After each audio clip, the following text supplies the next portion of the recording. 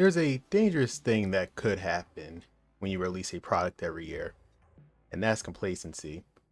When you release a video game every year, the easiest thing to do is to play it safe. Update the roster, update the graphics, and then just put it right back on shelf. That's when it comes to wrestling games, of course, when you release them every year. After the success of SmackDown Just Bring It, THQ and Ukes could have done just that. But they heard the criticisms. They heard that the story mode, it kind of sucked. It was short. It looked amazing, but it was just very short. They also heard the criticisms of, it looks great. Everything looks great, but it just feels like the PS1 games. So had they released what they made for Just Bring It and put it in the next installment in the SmackDown series, there's a good chance they might not have been the standard anymore when it came to wrestling games. So instead of just make another wrestling game, they decided to aim higher. They decided to actually take a look and see what WWE is doing. After all, they're basing their games right off of them. What if they could take what we have shown on WWE and put it in the game? What if they could take the stories and put them in the game? What if they can update the wrestling gameplay and make it that much closer to the real life product? That is why we're looking at SmackDown Shut Your Mouth, a game that raised the standard and, at least for 1 year, was considered the greatest wrestling game of all time.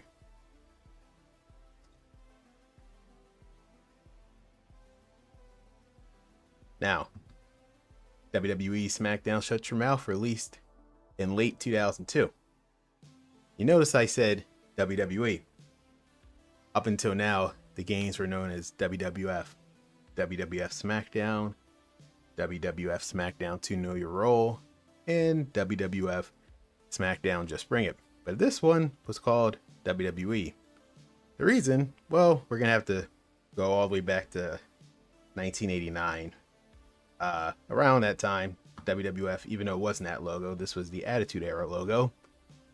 They were using that up until mid 2002. The thing is, they weren't the only one that using the acronym of WWF. It belonged to the Worldwide Fund. Now, in 1989, what a lot of people don't tend to forget is the two companies actually reached an agreement. Since the World Life Fund was more of an international thing, had no impact in America, they had no problem with WWF at the time, a private company, not a publicly traded company, until the year 2001, to use it. It really didn't matter in the grand scheme of things.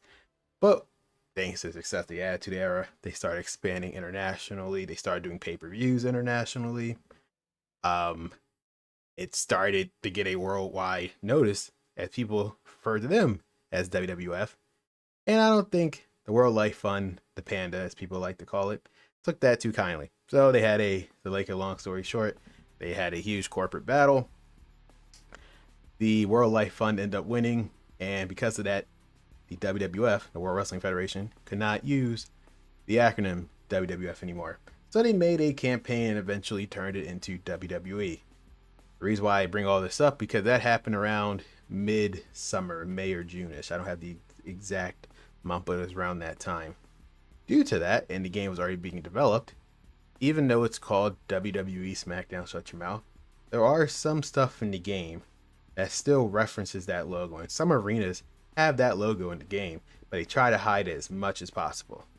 But I just, again, wanted to bring that up because this is the first installment in the SmackDown series that uses the WWE name. And this is also the first one in the series to take place during the Ruthless Aggression Era. The Attitude Era ended officially at WrestleMania 17, and with the buyout of WCW and ECW stars, they decided to divide the rosters and have a draft between the two shows, Raw and SmackDown. And because of that, arguably had the most diverse roster of all time. Superstars from WWE and formerly WCW and ECW are finally in the game. Remember, I just mentioned the draft. Well, that plays a huge part in arguably the main selling point of this entire game, which was the whole revamp of story mode. Because as I said with SmackDown, Just Bring It, it looked fine. The cinematics were fine. It was too short. You'd be lucky if you got 2 matches out of it. If you were a champion, you only got 1 match. So they took that criticism and they decided to have, oh, it won't just be 3 matches. You're gonna have 2 full years of the WWE calendar to have fun with. So we're gonna take a look at the season mode if you just give me 1 second as I set that up.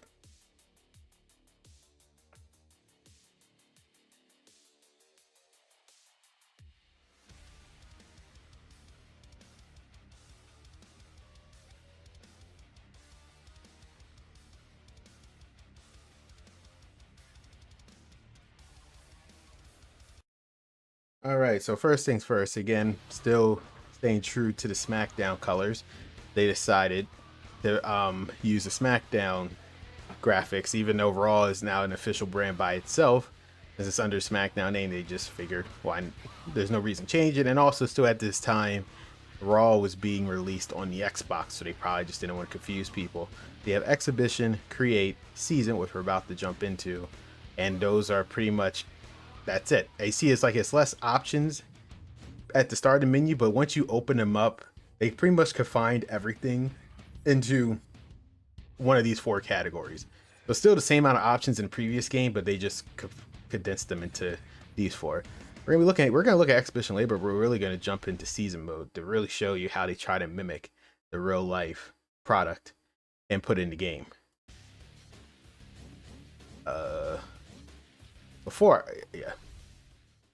New season. You can pick essentially the whole roster. There's 3 superstars that you cannot pick at the start. You're gonna have to unlock them, and we'll talk about the unlockables eventually. But for the case of this demonstration, we're gonna pick Triple H.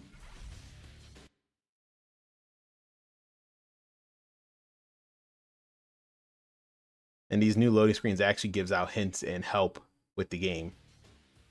There's Linda McMahon. You see there is already, the presentation is already, they just took it up a notch in a year. Let me switch over here so you get actually what she's saying. Tonight we'll witness the first ever World Wrestling Entertainment Draft. Actually, I got you guys. I already know what she says. Essentially, she's just explaining the draft. Just like real life, the 2 general managers, Vince McMahon and Ric Flair. Vince McMahon for SmackDown, Ric Flair for Raw. They pick. There were some couple things. The undisputed title and the women's title could be competed on both shows. Stone Cold could not be drafted at the time, and I think neither is Triple H. But in this case, I think in the game, Triple H can still be picked. It's Stone Cold that cannot be picked, because it plays out into a storyline later. They really put an emphasis on the storylines here. And they actually give you the option to skip the draft. You see, Stone Cold, as you see right here, Stone Cold Steve Austin is not eligible for the draft. And because of injury, so I think Triple H is a part of that, but he might not be. For the sake of this, since I know Triple H started off on SmackDown, we're actually going to start on SmackDown. Just for the sake of this demonstration.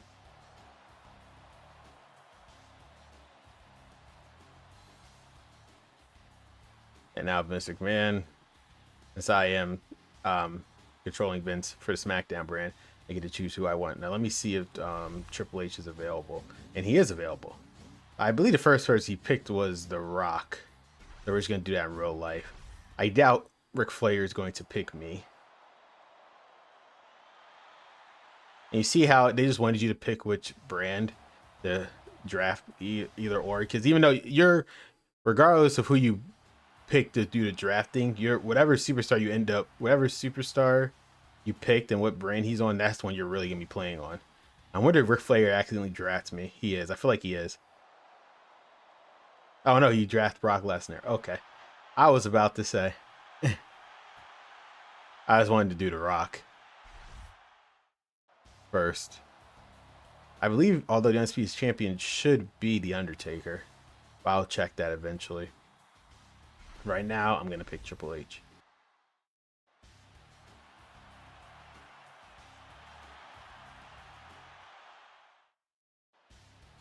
And there you go. For Flair, let's see who he picks.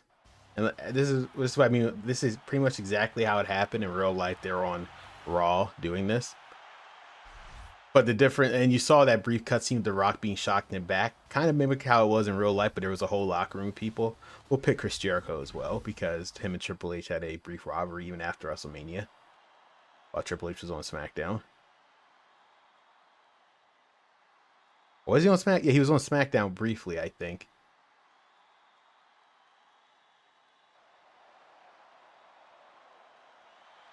Is Chris Jericho.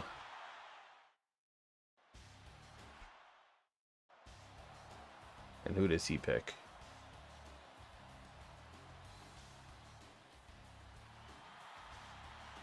Kurt Angle. Okay. Even though I'm pretty sure Kurt Angle was a SmackDown superstar. So we're already changing real life here. We're actually gonna pick the hardcore. No, I believe that stayed on. We're gonna pick Chris Benoit. I'm trying to remember the actual SmackDown roster at the time. You know, we can't pick everyone. We're only gonna pick. I think you're only allowed to pick 10, and then we sorted out everything else. There's around 60 superstars in this game, by the way. You see right there, Chris Benoit was shocked. They kind of how they were trying to do it in real life. Again, they really try to take that as much as they could do with the PS2 and what it was capable of. They try to make it close to the real life product as possible. Kane was on Raw. That is correct.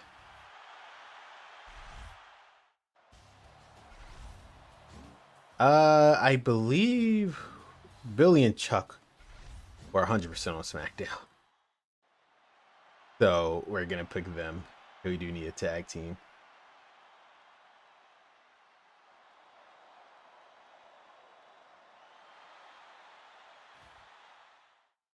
We 100% need a tag team. And let's see who Ric Flair picked. Again, we're just going to go through the draft, and we're going to show you the other stuff that they added in the season mode as well before we actually talk about the core gameplay, how much different it looked. But as you can already see with the graphics, in a year, they're completely gone of how the PS1 game looked. They didn't just upscale the PS1 game to the PS2. They completely redid all the models from the ground up. And now we're going to pick Chuck.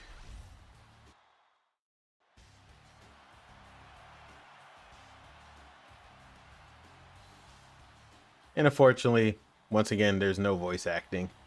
We're getting close, though. We are getting close to the eventual voice acting in this game.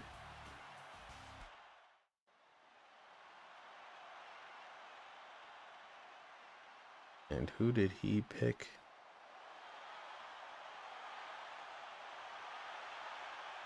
Booker T. I believe Booker T was on Raw. Or was he initially on SmackDown, then got traded to Raw? I don't remember. Ah, God. It's been so long. I know Devon was on here because he had Deacon Batista and whatnot. I believe Randy Orton was also on SmackDown. I'm just trying to remember everyone in 2002. It's funny because Batista is not in this game, but he was supposed to be in this game, and I will show you about that later. So you see, when they're happy, that indicated that we picked them on the right show. But when they're shocked, that means that I believe that means that they weren't on that show in real life at the time. So was Chris Benoit on Raw? But no, he should have been on SmackDown. I swore he was at the time, unless they briefly traded him. So both Christian and Lance stays together. Did he pick Christian? I don't recall. He did not. So I should be not cool and pick Christian, but I'm not going to do that. I'm trying to just remember. Jerry was 100% on SmackDown at the time. I believe Rhino was as well. You know what I find interesting about SmackDown? For those who are unaware, back then in 2002, SmackDown was considered more of the wrestling show, and Raw was more about the storylines and whatnot. SmackDown, people liked the most was because of the wrestling. And I just found it fascinating. Vince McMahon, I know, even though he's in charge in real life, he's a general manager of the wrestling show, even though you would think he would prefer more of the superstars and storyline, but he was more, he did the wrestling. But he decided to be the general manager of more of the actual wrestling show, but I just always found amusing. Oh, he did take Kurt Angle. You know, I got that remind me. So there's someone. Did he take Edge? He 100% took Kurt Angle. Damn. Eddie, I think, was on Raw at first, but it doesn't matter at this point. Uh, Randy Orton was 100%, and Maven.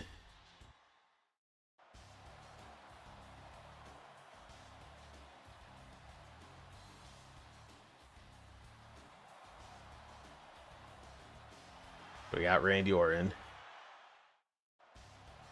Yeah, so when they're happy, that at least tells me that at one point they were 100% on the.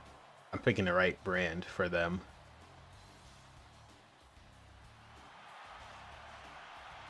William Regal, which I do believe he was on Raw at the time. Even though I know he was started on Raw at first, I think Mark Henry is this. I know Maven. God, I'm just trying to remember. No, Rhino was 100% on SmackDown at the time. I guess I could have picked Taz, but he's a commentator.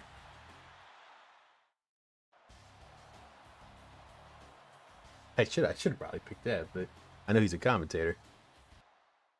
And who's his 10th pick? Jeff Hardy.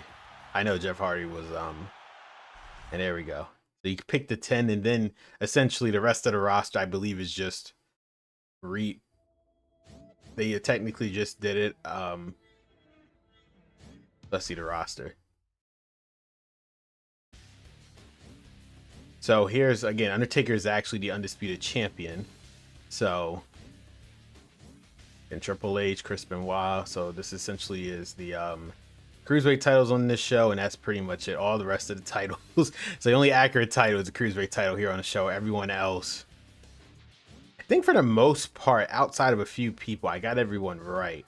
And on Raw, they got mostly all the titles. I believe the tag titles are. I forgot how did they get the tag titles?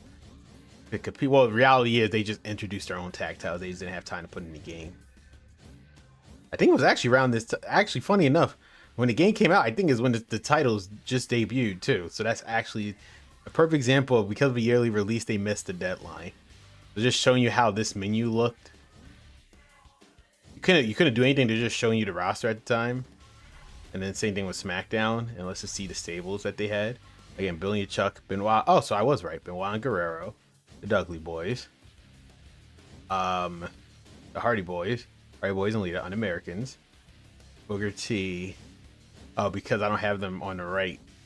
I believe because I don't have them on the right brand. I have Goldust. He has Booker T. So that's why it's not accurate. And then there. And like I said, I'm Triple H. Well, we don't want to get content ID there.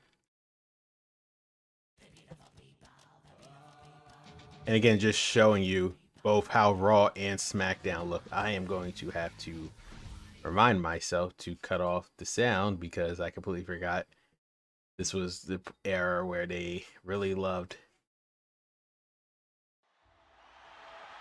Oh, nope.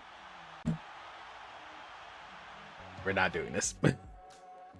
I gotta remind myself. One moment, guys. I gotta cut off the sound. There's no way I can. I apologize for that. I wanted to show you.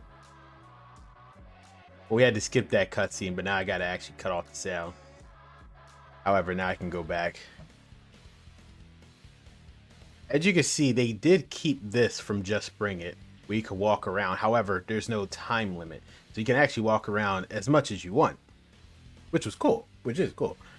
And then also you can explore places. This is obviously when you start the match, so you can explore and talk to people. That was one of the main cool things. You see Chris Jericho in the back. Let's see what he has to say.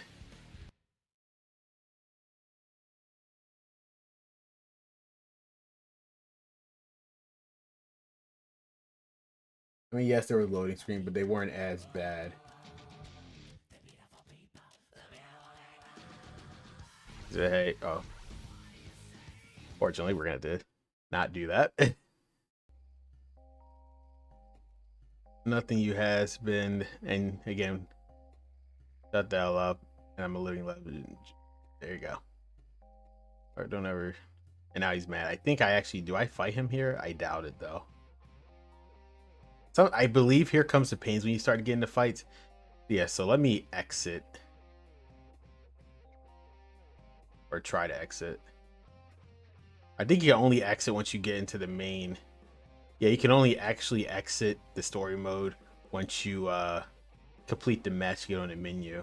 So we're gonna have to eventually play through the match, but I just again want to show you guys you can go pretty much anywhere.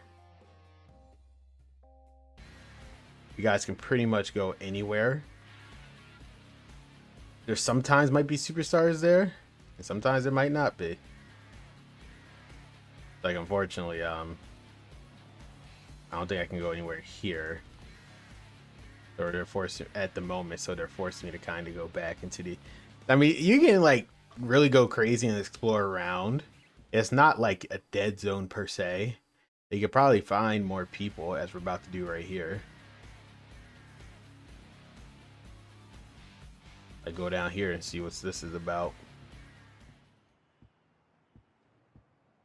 Again, it kind of felt like, that's the best way to describe it. It kind of felt like, you know, an RPG. A mini wrestling RPG in a wrestling game. They don't have stuff like this. I mean, they do, but they went about it a very weird way in the recent games. Just walk around. Again, there's no one here at the moment. I believe as you progress with the stories, you progress more with the stories, more superstars will be in certain areas. But it's just, again, so cool that you can actually just walk around instead of just fighting in the match. Did that come from the parking spot? No. Stock room, boiler room. There we go. This is what I was actually looking for. And as you can see, everyone has a alternate attire for the most part. There might be some superstars that don't, but for the most part, everyone has an alternate attire. And then you can actually talk to Vince in here, which is exactly what we're going to do.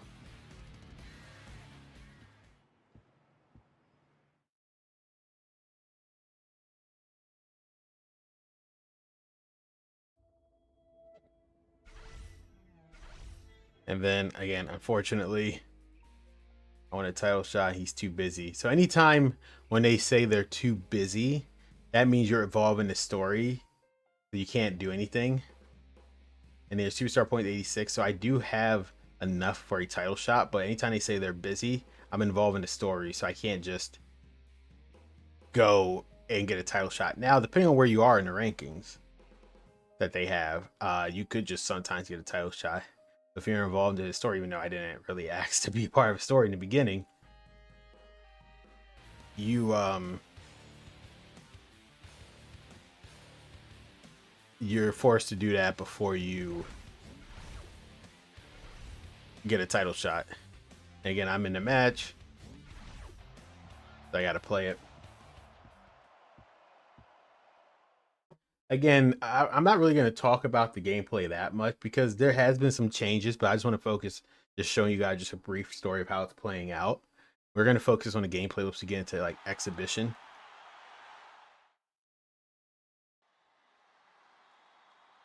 We're going to focus on the gameplay there.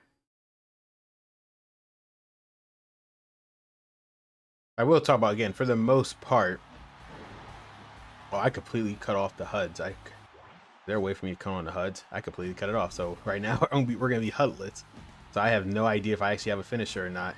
But again, there is some aspects to Just Bring It. As you can see, when you pick up someone, you still hold them. But everything is a lot more fluid. And I would argue a tad bit more faster than Just Bring It. Because the ring, they did shrink the ring a tad bit. Or maybe they didn't. It looks exactly the same. What they did, they lowered the camera angle. So the action's more focused on the ring as a standard instead of looking at the crowd, because the way they had it angled, you just see the crowd at pretty much all times. They lowered the camera angle so you can just focus on the wrestling. And you see they update the arenas as well.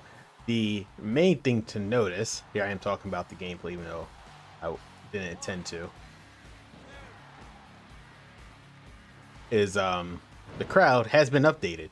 They're not just cutouts. Well, some of them aren't. You can see some of them are blurry, but some of them are actual models. This was the start where they're actually putting models of people in the crowd, because I guess PS2 can finally handle it. Obviously, they're less detailed, and the poly counts on them are clearly lower than the wrestlers, which you can see have been greatly updated. All of them have abandoned the models that they had on the PS1 game, and they made brand new models for every superstar from the ground up, and they did this in the span of a year. You gotta give them credit for that one. I do not have a finisher. Interesting. Not yet.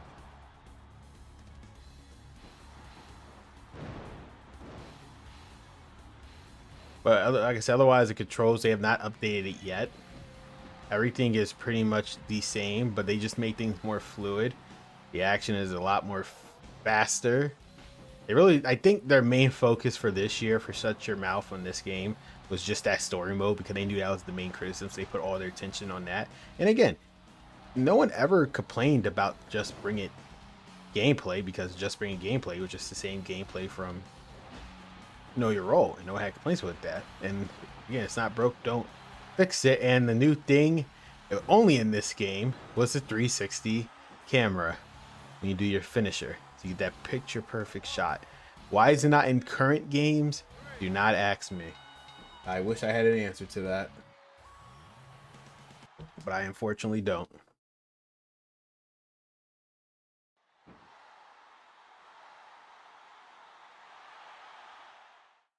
But yeah, sadly, I'm gonna have to mute the music.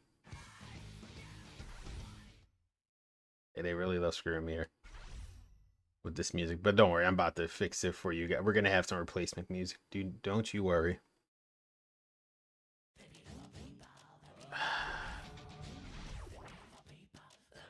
They really want me to get content ID, don't they?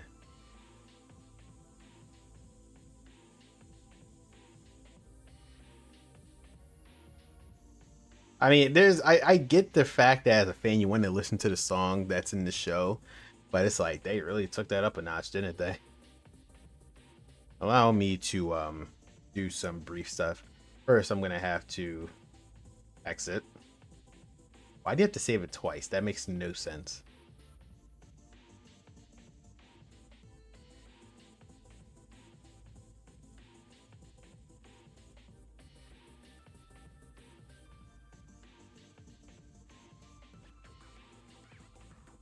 Alright, but first we're gonna have to end game.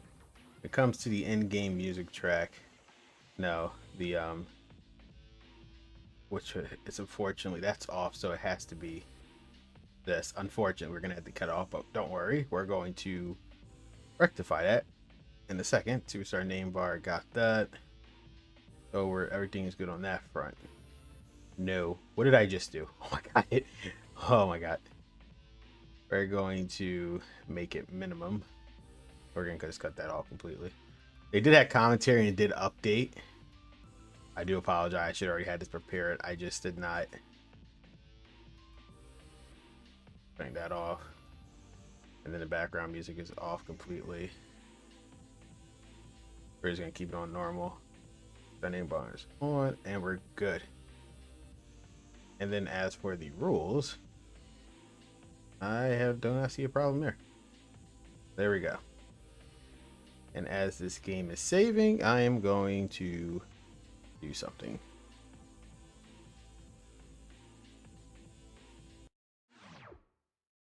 There. So now you guys should be hearing the soundtrack that you've been hearing when we're not on the gameplay here. And this is pretty much going to remain for the foreseeable future in terms of how we're going to have this set up, because This is kind of the era where they have no problem blasting um, licensed music in the game. So hopefully you guys enjoy just the background music here. I'll mute it when it goes to the actual gameplay, but it turns this menu music. Let me just see something.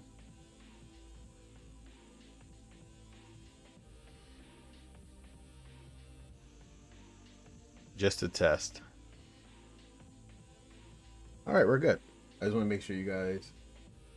We are good. We are good. Sorry about that. Now, yep. You guys can listen to this good music. This is the one thing I should have had prepared, but sometimes this is what happens when you do it live. I completely forgot the amount of licensed music that they go through starting with this game. So as you see, we're in exhibition, singles, tag, 6-man tag, handicap, Royal Rumble, King of the Ring, hardcore, survival. So it has survival stuff. The special. And let's see, anything new special? You have cage, elimination, Hell in a Cell, I Quit, Iron Man, ladder, last man standing. Now lumberjack. Remember, it was supposed to be in Just Bring It, but they were able to add it here. And special referee, and you can still have 2 referees. So maybe it makes me wonder when they start taking it out. Submission, table, TLC, 3 stages of hell, and now this one there could be a variety of people. Title, tornado tag, title triple threat, title fatal 4-way, so get crazy. But for the sake of this demonstration, to show off the new gameplay, we're going to show off the Hell in a Cell. And I'm going to show you the updated Hell in a Cell. For this demonstration, we're going to use the Undertaker, because why not, if I can find him. Hogan, Stone Cold, Triple H, not Vince McMahon, doesn't seem epic, Big Show, and Kurt Angle, even though you can't see him. The venue is going to be I haven't unlocked many of them. That's interesting. We're just gonna do SmackDown then. So to unlock the arena, so as you notice, there's a reason why they made season mode the way it is, because you're gonna have to unlock you're gonna have to unlock some stuff here. And the way to go about unlocking, let's just say there's a reason why this game has a ton of replay value. Not by choice though. for the player, not by choice, I can tell you that much. It's definitely not designed by choice.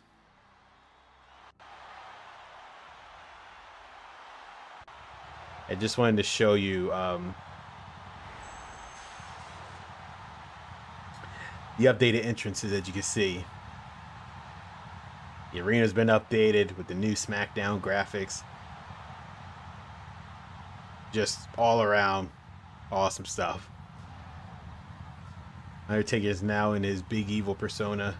Unfortunately, I always hated the fact that they took out Roland, even though I know it would have been outdated at this point. They just took it out, which sucked. And just show you Hulk Hogan, who I believe has Voodoo Child in this. I 100% am sure he is, so that would have been a copyright nightmare for me. Like, they really went all, I mean, you gotta give them, again, they went all out with the terms of licensed music.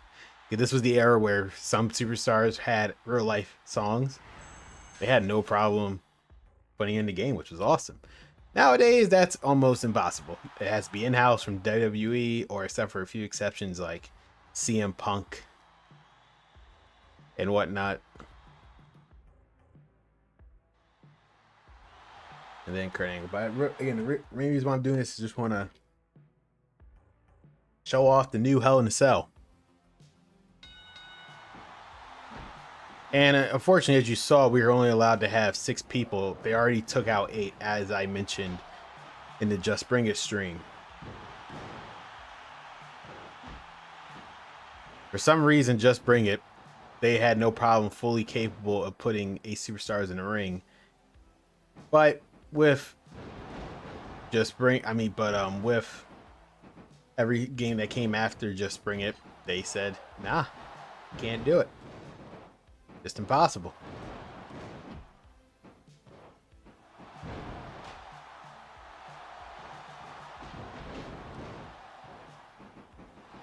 But I mean, the better factor, as you see, they did decide to update a lot of stuff in the game. Mainly, the Hell in a Cell is more accurate to real life. The only downside, just the door is always wrong, and they never, the door where the Hell in a Cell is wrong. They never updated it, and they actually take it out in later years. You can see the tables are much more bigger, so when you actually climb on it, not only you can move, but you have like probably 3 or 4 people in here without an issue. And you can see though on this side, again, it was slowly updating the crowd. And obviously the bigger the match type is, the crowd loses its density. Like some people, as you can see now, compared to one-on-one match, a lot of, so they take liberties depending on the match type.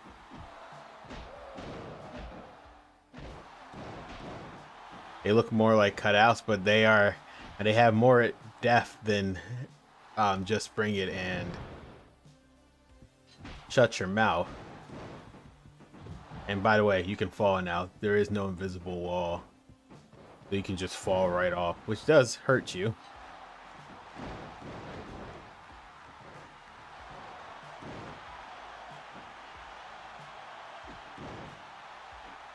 No one wants to go on top of the cell for some reason, which sucks.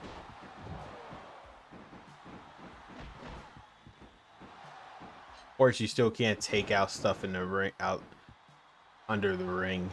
That wouldn't happen for years. But yeah, just wanted to show off that Hell in a Cell.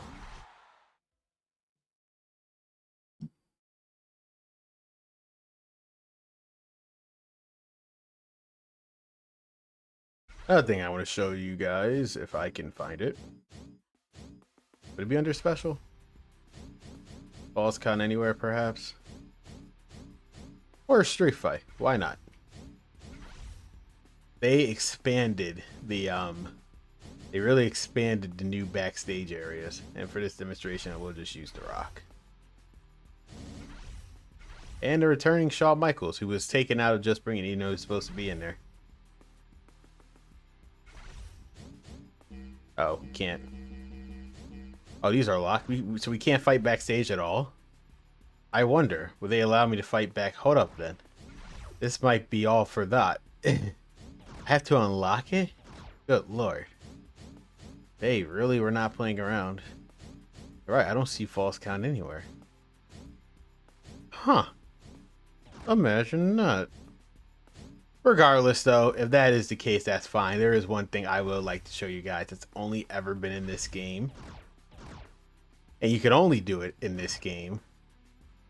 To this day, don't know why they took it out. There are some games, depending on how the arena looks, you can do it, but I'm going to show you guys in a second. We're not going to fight Stacy Keibler. We're not going to fight Trish Stratus. I mean, we could. It's intergender. If I see another girl, I was just going to say screw it at this point. And we'll just cut the entrance off here. That's it, the street fight.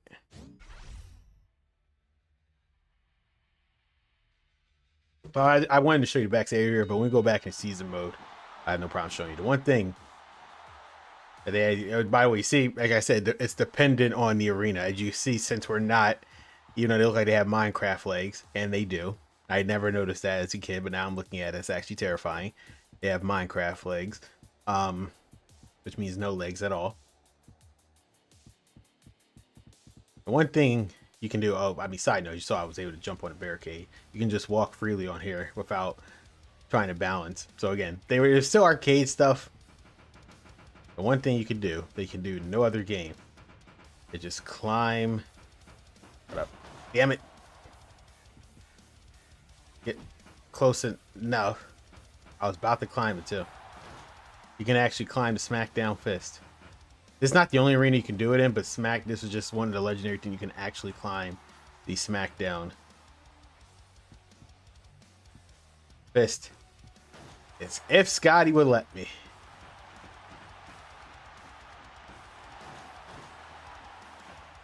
There we go. Just like that, you can climb SmackDown fist. But I don't think Scotty Too Hotty is that. Yeah, he wants to fight. And yes, you can fall off the SmackDown fist. So do be careful. Again, this is where, again, I just want to make the game more fun. Like myself. You can just fall off. Like me. Sometimes the superstar will willingly, because I don't think you could properly get back down, or I think you could. It was just hard to climb down. Though part of me thinks you couldn't. But just wanted to show that off, how cool that was. Another thing you can do, even though I haven't talked about in terms of the gameplay, is you can actually finally reverse a finisher. But before, in the previous games, once they hit your finisher, there's literally nothing you can do. But for the first time, you can actually reverse the finisher by just using the square button. So that was another added detail that they made into the game.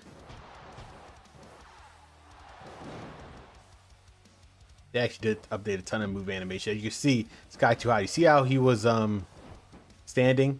They actually, again, they tried to make the superstars feel more accurate to themselves. Like Sky Too Hotty's stance. Only pretty much him, the only person that has that type of stance. Now, obviously, when you create a superstar, you can have that stance yourself. But certain superstars have certain stances and movements that are applied to them to make them feel like they're wrestlers in real life even more. As I said, Yuke's main goal for this game was to not necessarily change anything about the gameplay, because the gameplay was still fine, and that wasn't the main criticism. Basically, they pinpointed what people really criticized and worked on that instead of just updating stuff that they could have updated but held off. So that's why their main focus for this was just the story mode. As remember that chair and Just Bring It, like I said, for the most part, all the weapons that you saw in Just Bring It were pretty much for the entire lifespan of the SmackDown series, and more into the next series will stay the same in terms of weapon wise. They did not update the weapons until way later. And new weapon animations as well.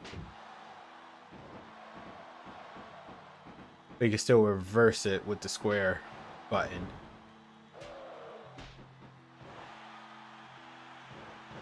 Once again, picture perfect rock bottom.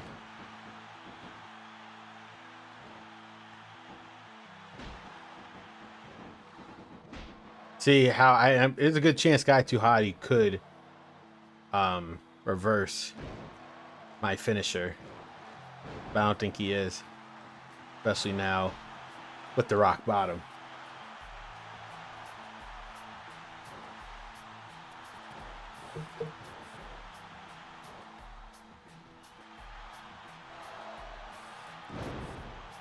And that should be it.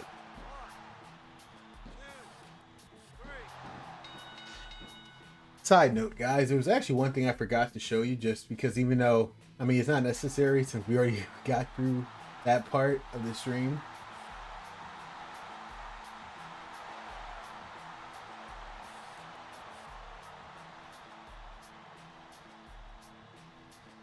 Just 1 second. Let me show you guys. Let me just make sure.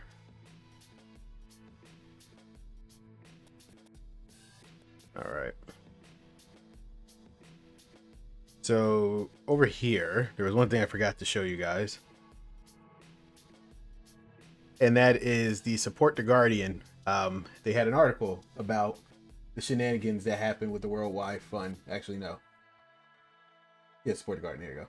A wildlife charity battle for the WWF brands is just the official article in the UK. Talk about, yeah, WWF lost, and that's why I changed their name to WWE. Want to show you that. Thanks for stopping by, user. I'm just going to call you user RX because your name is very long. This game is better than the new wrestling games. There's an argument to be made about that. I am not going to disagree with you. And my personal thoughts is you're not that far off from saying that. Some people agree with you. Just, I mean, I know people say that out of anger of the current games, but when you just see someone play it or just play it yourself, you're like, wow, they don't make them like they used to. I cannot disagree with what you're saying there. But yeah, I just wanted to show that off real quick. We're gonna get to the cut content and shut your mouth momentarily. But that was the one thing I just forgot to show you guys with that. But now I just want to show you the Raw Arena and some other stuff. SmackDown vs. Raw 06 is my favorite wrestling game, though. For a lot of people, the list, if when it comes to their favorite wrestling game, is normally 3. Obviously, Here Comes the Pain, No Mercy, and depending on Shut Your Mouth, and depending on who you ask, SmackDown vs. Raw 2006, 2007, or 2011. Those are the 5 to 6 games range where it's like, yes, those are my favorite games, and for all very good reasons. Cannot disagree with you there. My personal favorite to this day, it depends on what. You see, since I've played these games all my life, I like certain games for certain reasons. Yeah, I think I established the tier listings. When it comes to wrestling games, you have Here Comes the Pain, No Mercy, Shut Your Mouth. Even I again, I'm not that attached to No Mercy as most people, but I can understand why people like it. I wanted to show you the updated cage as well, real quick. Shut Your Mouth 06, 07, or 11. And for this demonstration, we're going to use someone like a high flyer, Jeff Hardy. Okay, it's gonna be a while. This marks Jeff Hardy's final game for a very long time. And he's gonna battle marketing right now. I just wanted to show you the Raw Arena because again, this was the Ruthless Aggression era, and they updated it. One of the more, I think, this era of Raw and SmackDown are their most iconic arenas, mainly because they lasted for so long. So that's why people remember them fondly, wrestling fans.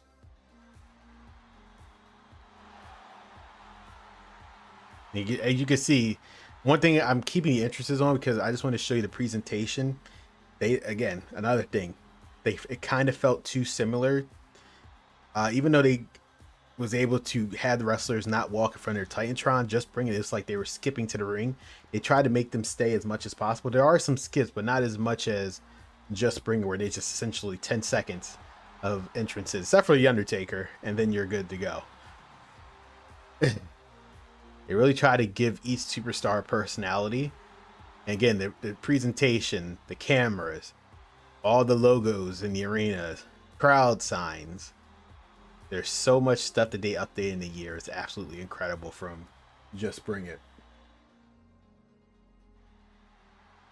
They really wanted people. They took that. You see, the thing with Ukes, you got to give them credit. They take criticism. They actually listen to fan feedback. Now, there might be other developers during this 25-day event that they tend to look at fan feedback and they don't tend to actually listen to it. But we'll cross that bridge when we get to it. Right now, the current developers are Ukes in our timeline, and they immediately listen to the feedback that got criticized for Just Bring It, because again, the reviews for Just Bring It, and again, they updated the cage. Main thing I also want to point out, they updated the cage to make it more accurate to TV, because by this point they already had this cage design since like 2000, but they didn't properly update it in the game until now. So just wanted to point that out. But you still climb the same. The faster you get faster once you beat your opponent down more, I believe how that worked. Because you're always slower at the start, and unfortunately you cannot exit the cage door yet. That wouldn't be until years later. And I think you get a pinfall. Sometimes you get pinfalls in this game. I mean, I don't think the option for pinfall was happening yet in the steel cage. Nope.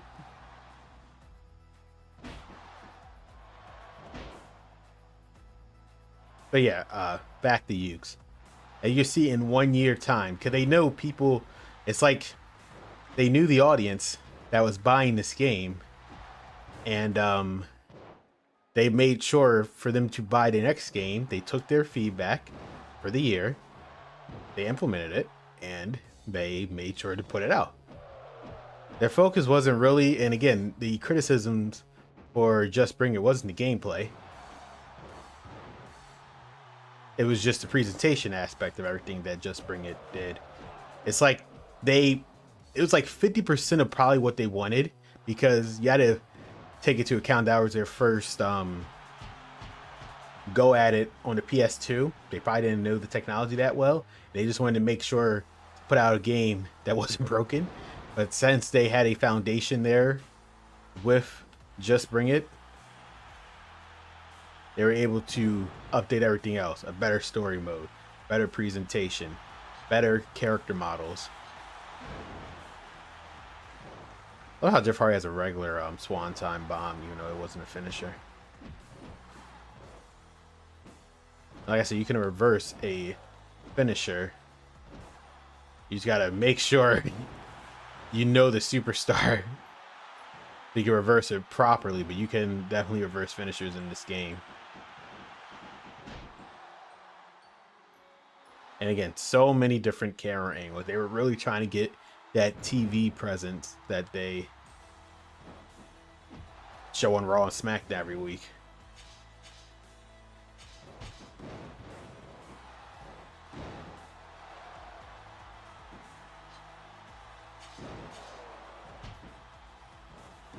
Another thing that they did, as you saw, Jeff, I mean, what it was also added, Just Bring, I just never pointed it out.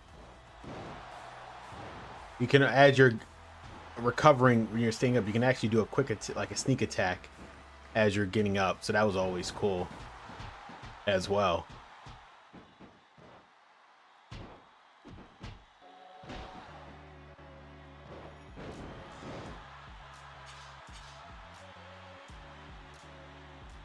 And then you also gotta give them credit, the lighting as well. Unlike the other games where every arena had the same default lighting, they made sure every arena was accurate to the colors that it was on, like the lighting and colors on their respective brands. Like if you notice, SmackDown is a lot more lighter than Raw.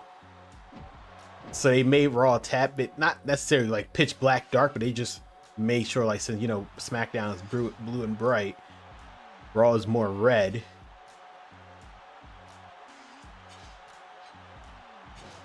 So close. I think this is the game where you can actually stand up and dive off the cage as well. I was about to say, there's no way Mark Henry was about to do a Swanton bomb. I was hoping you wouldn't.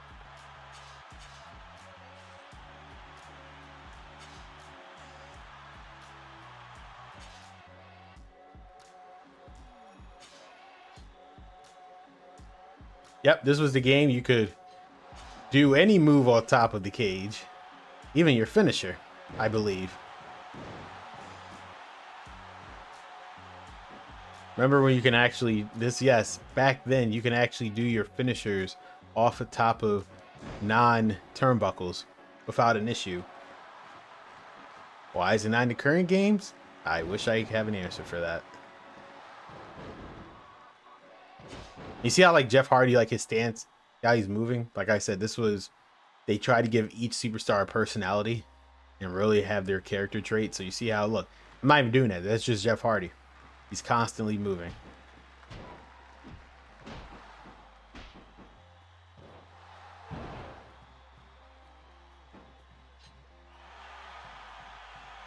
Right. And we got him. I'm like 100% sure I can do my finisher. Oh, no, you can't. I can't exit, though. I thought you could.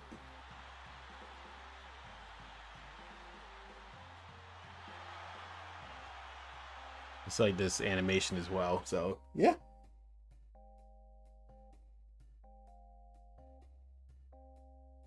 So now let's look into the creation side and see that there is a create an animation, which I believe is just a rename to create a taunt.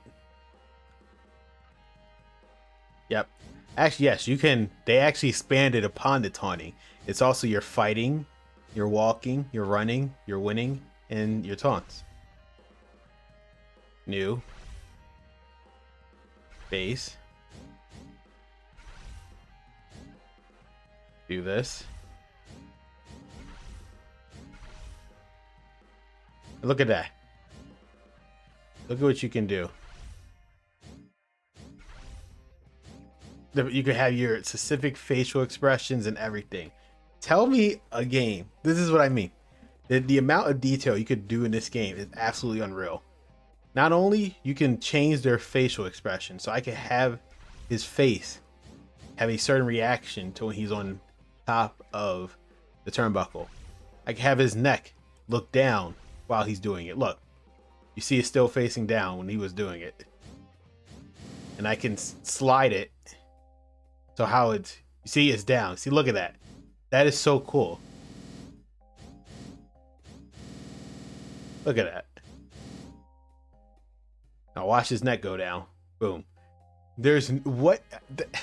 How is it that a 2002 game is capable of doing something like this, but no current other game can do that? This, they don't make them like they used to.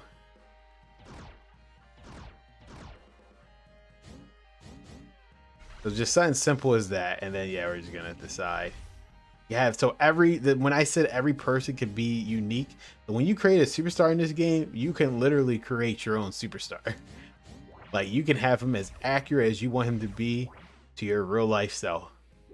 It takes a while, but I just want to show you all because I don't think it's in any other game but Shut Your Mouth. I don't believe it's in the following installment, so just want to show you. Besides just making a taunt, you can make a winning animation, a running, a walking, and fighting. So let's just look at fighting real quick. Again, same rules apply. Again, simple stance, so we could do. And you got Brock Lesnar's stance. I see him just doing that. We're gonna do something funny. Now I can modify it by again. What is this? I can't do anything yet. We gotta do this. You can have his left arm. Yeah, look at that. You see, you can have his left arm being raised while he's doing the fighting stance. And then look, no other game can do this. Absolutely unreal. And now his body. Let's see what his body. I can now make him do a body shake. Look at that. Look at that. I know it's so ridiculous, but it's just the options there. The fact that a PS2 game gives you this many options is absolutely unreal.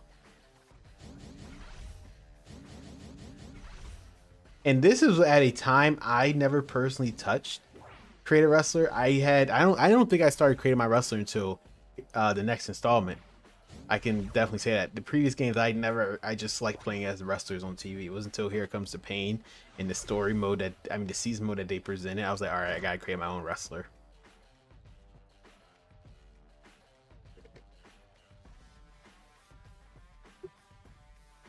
And now I see those are the animations. Now we can just actually look at what they did with Create a Superstar here, which again, they just keep expanding upon it. Keep adding new stuff. Let's see. Unfortunately, the load times suck in here because again, we keep adding more stuff. Again, male and female. You change your skin color, the figure, your form, and your height. And you can just look and do a sample model. Let's see what they have here. I believe that's Jamie Noble. I don't know who that is. I don't know who that is. Just certain models that they already have ready, good to go. Obviously some random ones.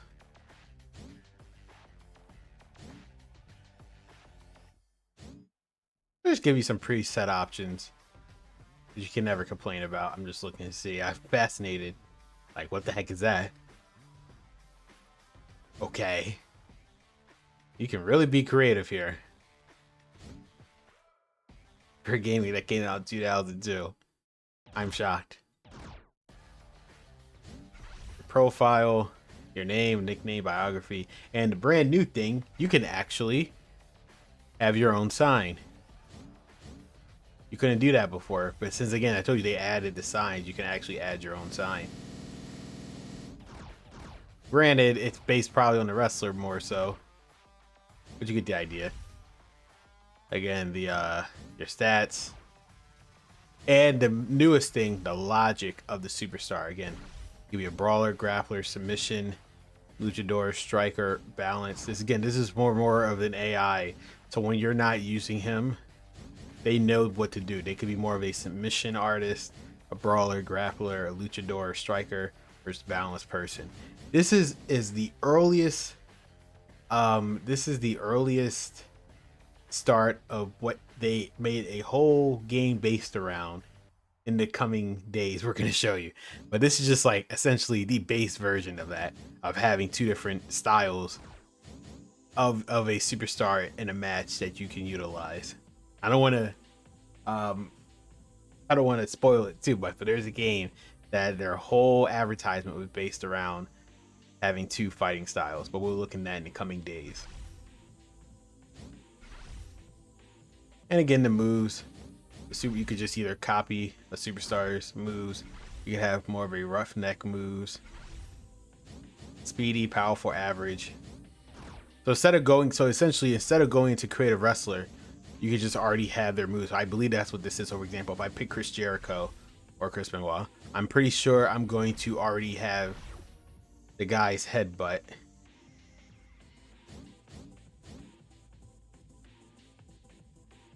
Situation in real life. I appreciate the comment. Team Low Expectations. We can talk about that after. But in terms of the Here Comes the Bane documentary, it is being worked on.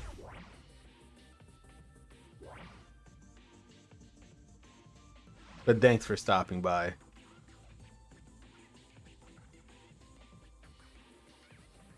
I believe with the moves, it should essentially be there. Since I picked Chris, well, let's just see if the finisher is the headbutt.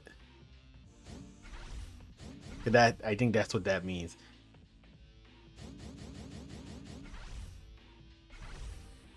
Yep, I was 100% right. So they really made it accessible in this game, where if you didn't want to go into the deep, because create a moveset for, I mean, the creation suite, you think creation suite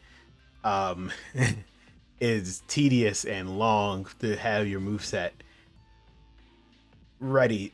The earlier games were not that much different. The only difference was because of the control layout, there was less moves to put on a superstar, but it's essentially all the same. It's for the most part, it's still the same tedious process of putting moves onto a superstar. But yep, they decided to make it easier for anyone. So if you didn't want to waste your time putting a moveset on, you could just do it right in there in the superstar menu. So then you'll just be good to go.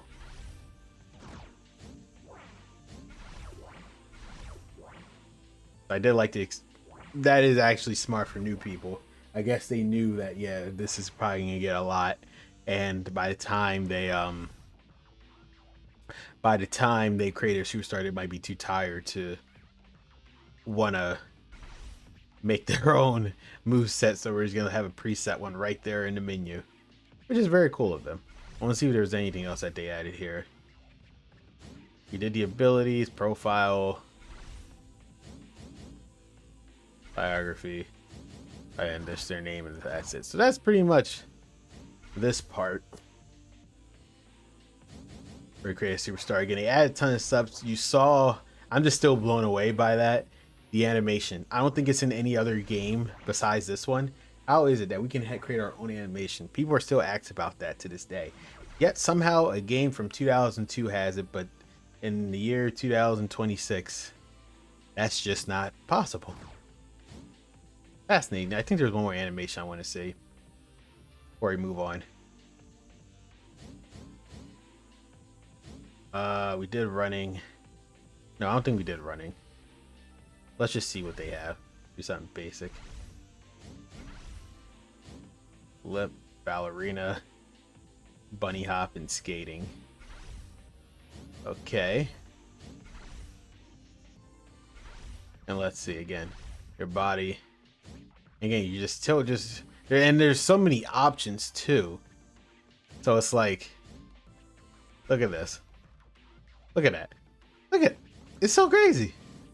How is this possible in a 2002 game, but not possible in a 2026 game? I'm sorry, I keep repeating myself, but you just don't understand. It's so. How is this possible? They make it seem like it's impossible to do in the current games, but here I am staring at a PS2 game, creating your own animations. I know, like, it's preset, but it's like basic stuff like this is what people ask for in their wrestling games. Is it that hard to put it in the next installment? Probably. I'm not gonna lie, probably for them. For the current developers who are making it. Alright. Let me just get out of that. And that's essentially it for the most part. There were no new match types besides the lumberjack because they were meant to add it in anyway. Essentially what they did, as I said, unfortunately they took out the 8-man. The 8-man will not return until 2 console generations later, so keep that in mind. For reasons unknown, the King of the Ring, the Royal Rumble. So because of that, the Royal Rumble can only have 6 people in the ring, I believe. Only 6 at a time instead of 4. I mean, instead of... Can it be? No. There could be 6 people in the ring instead of 8. And then tag, because of that as well. The tag, there's no 4-man tag, so you can't have traditional Survivor Series. Which sucks, but it is what it is. But let's take a quick detour. One moment.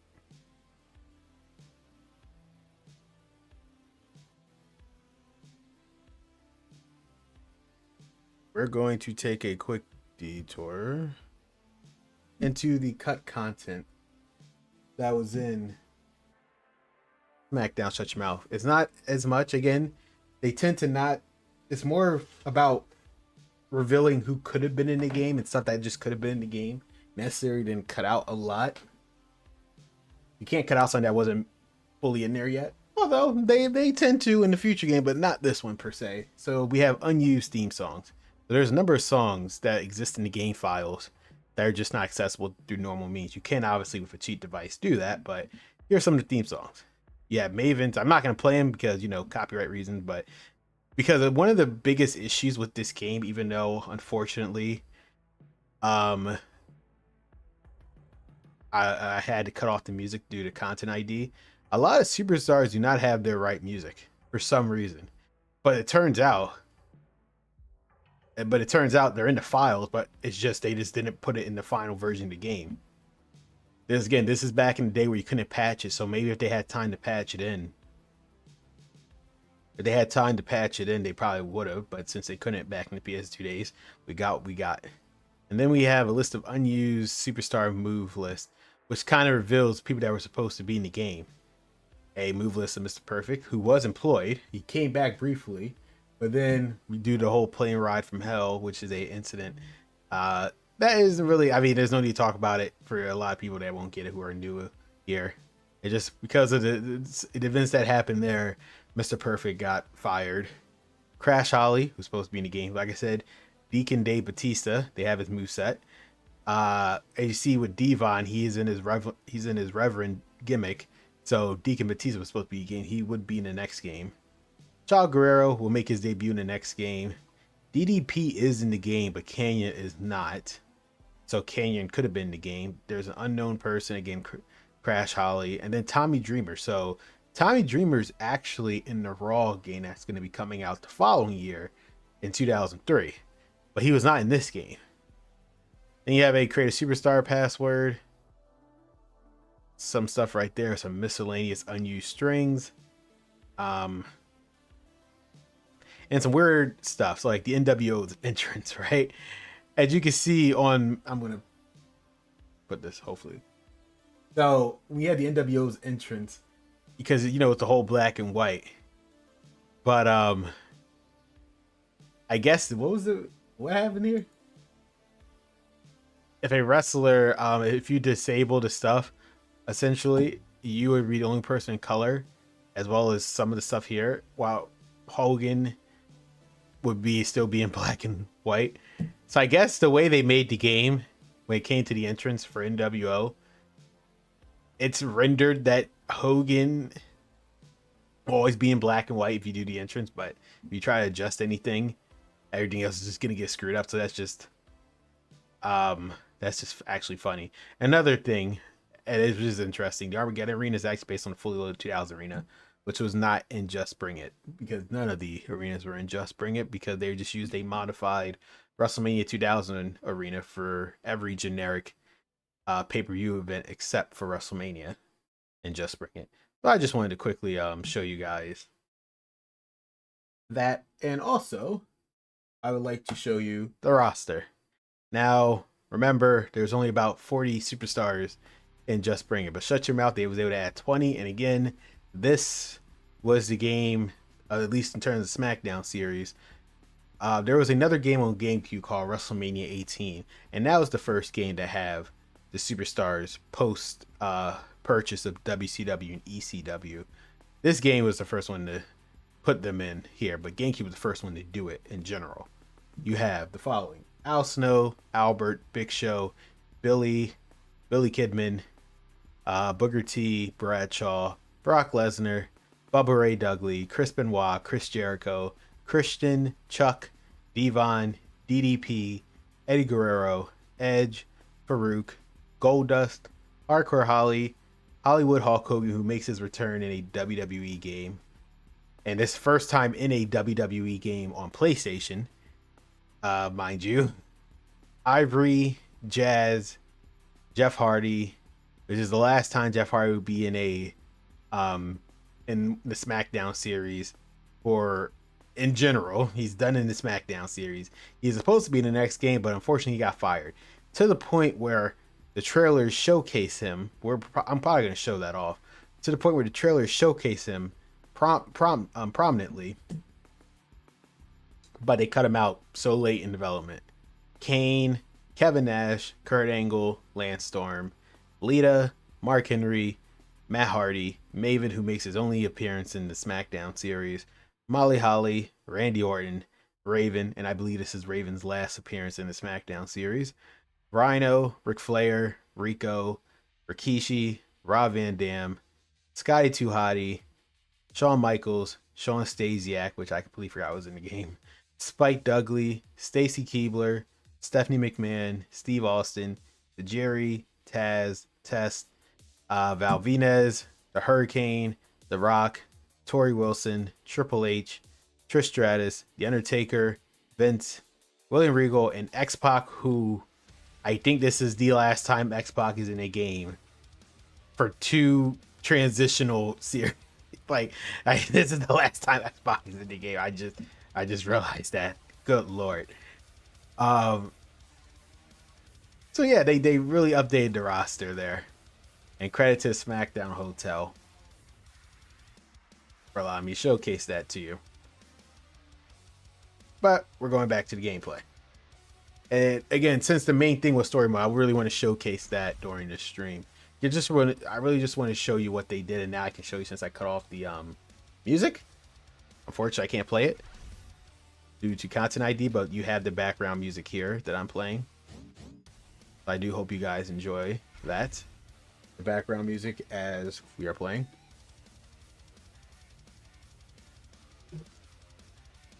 And again, one of the main, I didn't point this out earlier because I had to quickly skip, so now I can really show you guys. For SmackDown, as you can see, and this is gonna be a pretty standard thing for like the next 3 to 4 games, where they showcase like a match card. Again, they really wanted to replicate the show, even though it was in SmackDown 2, it wasn't in Just Bring It, because Just Bring It was just the story mode. They decided to take SmackDown's to the progression of the match of the show, but they only condensed it to 3, which was fine. I never had an issue with this, because at least we didn't have to keep scrolling and have those health bars. And again, the biggest update they did, you didn't have to sit through the match looking at the health bar. You could just skip the person's match, or you could watch it if you wanted to, if it wasn't your superstar that you're playing as. And it also shows you Raw as well. You can see what's going over there. They really wanted to showcase the whole brand aspect in these beginning games, and they'll double down on it eventually. Well, eventually, I mean 2 more games. They're going to double down on the whole Raw versus SmackDown, because this was just how, this was the era of Ukes in the series where instead of just making their own thing by having just WWE licensed wrestlers, they really tried to mimic what was happening on TV. And this was the game. That's why I really want to stress this. Prior to Shut Your Mouth, Just Bring It. I mean, Just Bring It, Know Your Role, SmackDown. They were obviously having similar stuff that happened on the show, but they were just pretty much doing their own thing. A lot of that stuff they just made up themselves.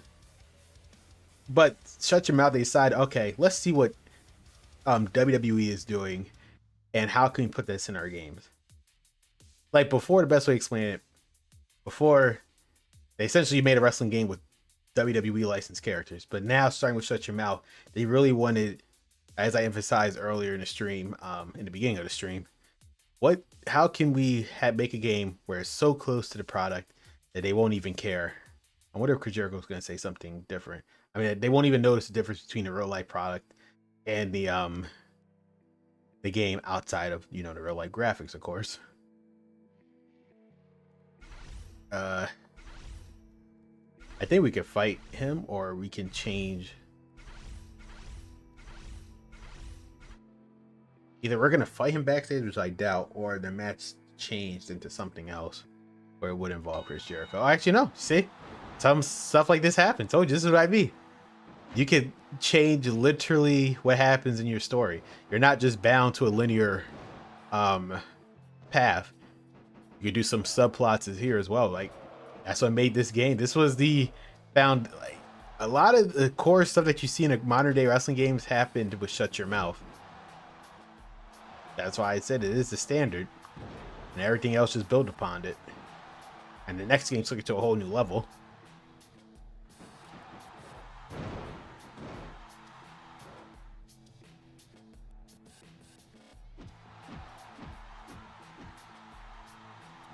I love how, just like in real life, Triple H is gonna be Chris Jericho, as he tends to always do.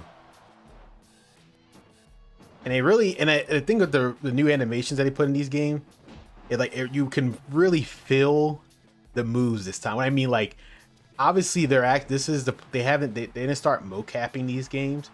These are still computer made animations. I don't think they started mocapping the game until 2006. But you can really feel the weight of these moves. Like when Triple H does a spine buster, it feels like, yes, Triple H is doing the spine buster. It's emphasizing his movement. As I said, like Triple H, they made sure everyone had a specific character personality in terms of their stance, their running, as I briefly showed you in the creation side.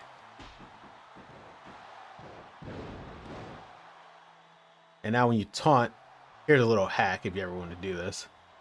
You can break up the taunts, and you get your momentum bar will still go up.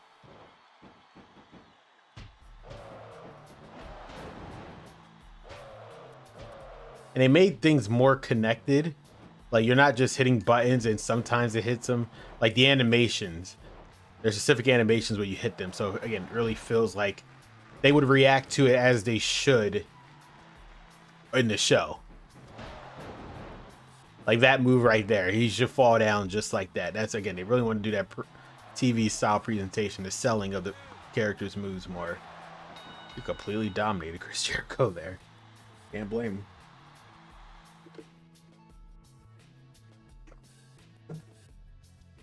I don't know if I still have a match or not, because again, it's been so long since I touched this game.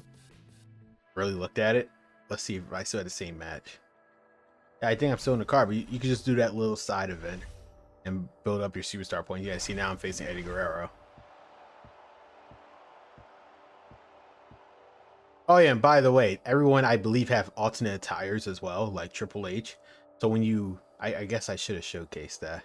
And again, with these loading screens, the tips and new thing about the Irish whip. So he did kind of update the control. Well, they didn't update the control, they just added more to it.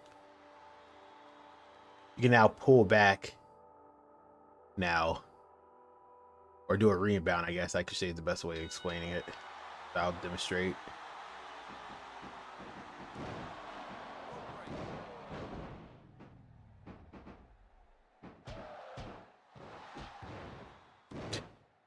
Oh, Eddie Guerrero got me there.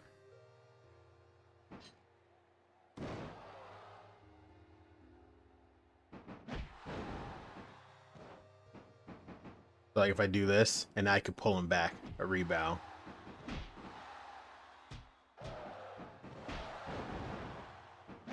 How every move actually connects. Essentially, the main thing they also, like I said, the presentation,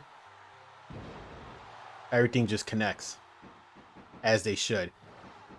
Instead of you're just smacking someone for the sake of smacking someone, and they're all gonna fall down, same animation, unless it's a grapple. The strikes are connecting. They're reacting as they should. Really tried to mimic the TV as much as possible, and still made it fun to play.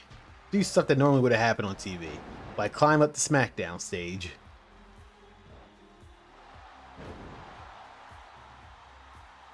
I mean, this wasn't a normal match. I'll probably do that right now. I don't want to get counted out.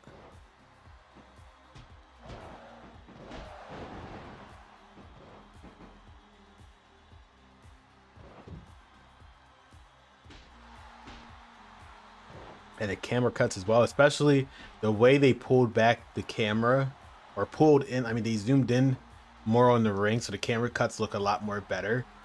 Because before, since everything was already zoomed out, I mean, the camera was already zoomed out, so when they did a camera cut, it didn't really feel natural, I guess is the best way of saying it, but now the camera is more zoomed in during the actual match. The camera cuts feel a lot more better.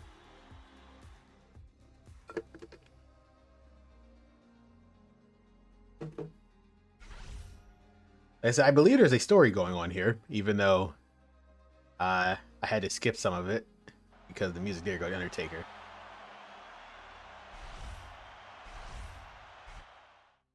I believe I'm going after the title, so depending on if I were in contention, I believe so. In real life, there was a #1 contenders match between the Undertaker. I mean, between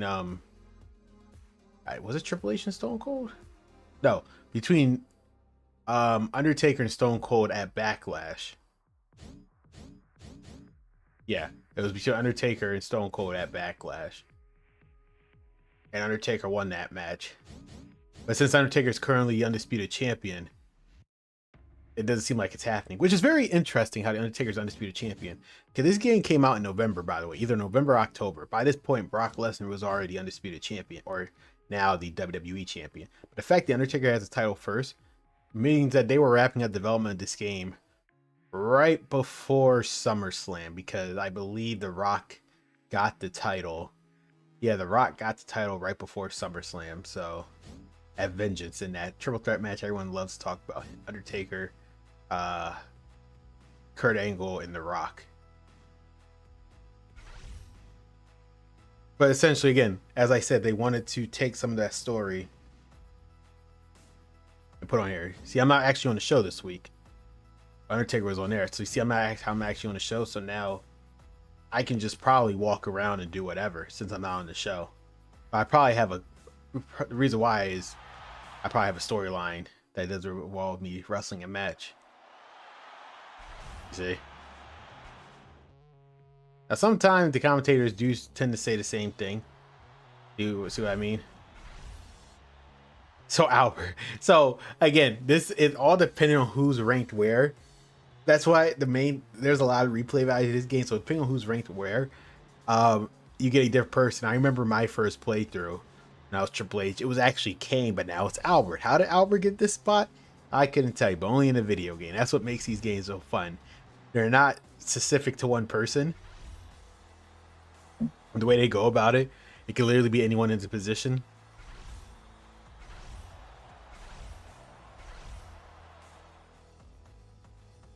So now I actually have a match. You see, there's a storyline reason, and now I actually have a match on the card. That's fascinating. But let's see who else is here. Now there's Stacy Keibler.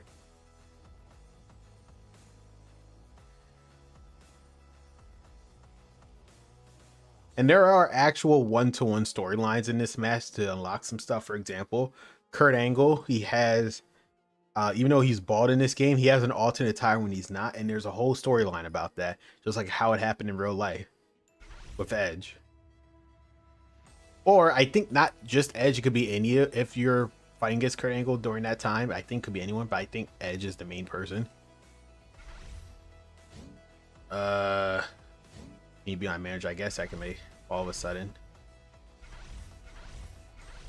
Oh, thanks for flirting with me, Stacy.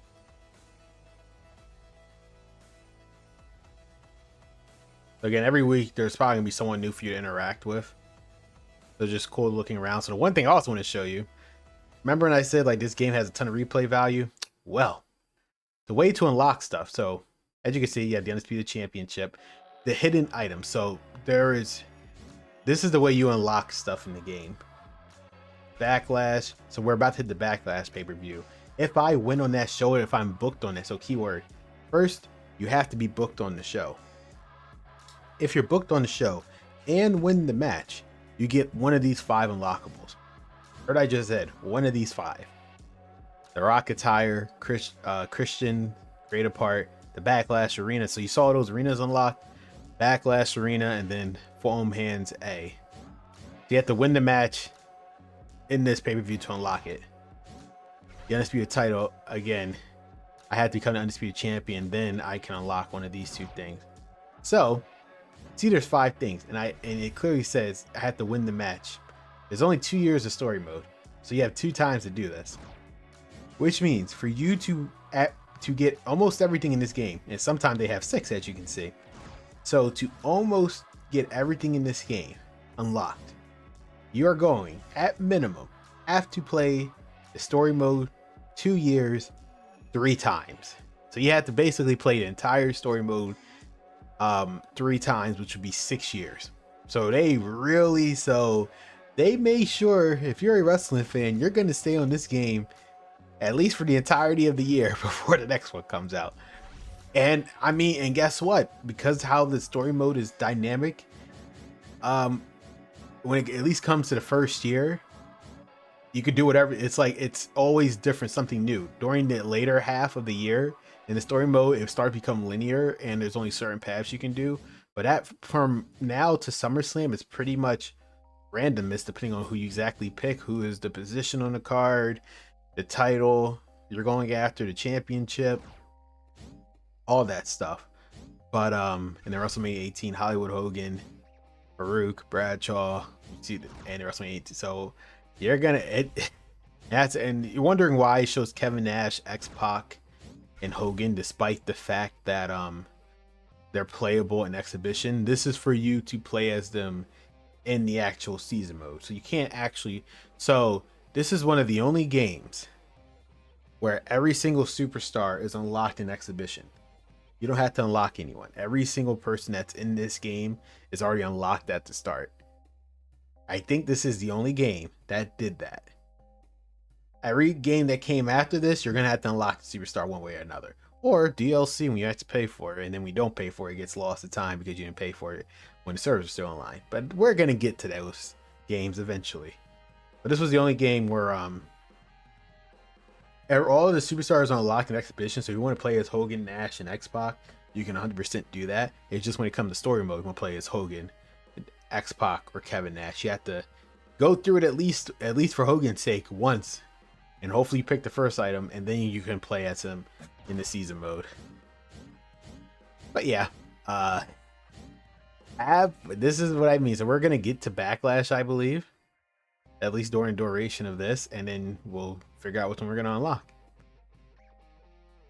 But yeah, the focus of this game is really just this season mode coverage. Really want to show you what they did and made things dynamic, and how they just try to give you the best experience. And just little details like this on the right top of your screen. April 3rd week, 2 day. Really wanted to show you where you're at. And there's normally essentially 4 shows and then the pay-per-view. So there's a lot. Again, talk about a game that has endless content.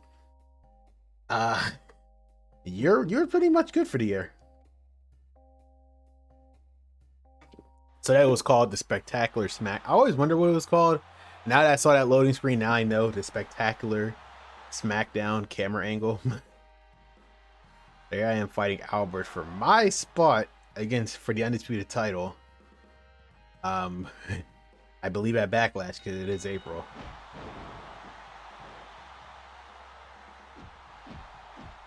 Imagine if I disqualified. So that's the thing. Wins and losses matter. So if you remember, Just Bring It, I had to win that match against for me to advance the story, or it just wouldn't go. It's kind of like a story mode in any other game where it's like if you lose, you gotta start over. There's no alternate ending. But this one, you can lose every single match. It does not matter. You losing the match dictate how the story goes. So it's like you're not forced to win every match to progress the story. You can lose like 20 times. Granted, you're gonna lose your spot in the card eventually. In certain stories, you won't be able to play because you're positioning, but that's just what makes the game that much more fun because of that.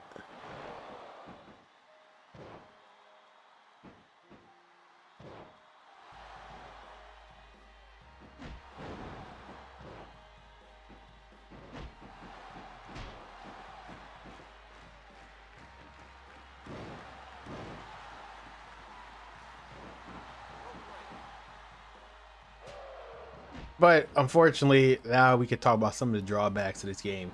Because it's still the same pick up and play style from Just Bring It, Know Your Role 2, and SmackDown, the moves are limited. So you see me keep doing the spine buster. I'm not doing that just for the fun of it. It's because literally he only has one option when he's on a stand state and a groggy. Well, there's one option for stand, one option for groggy in that position. So, and when it be into the next game where you get so many more moves to choose from depending on the grapple position that you're in. It's made the game that much more diverse. Every match starts to feel a lot more different.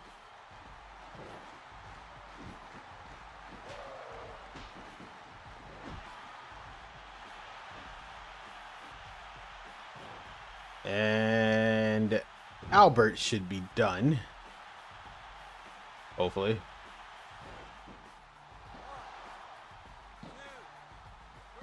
And yes, he is.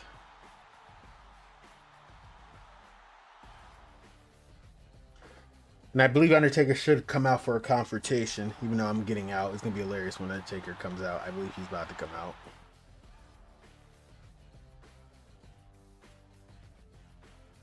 Or not. I think he is, though, if I remember the story correctly. Or not. No, not wrong. He's not. I was wrong. I was wrong.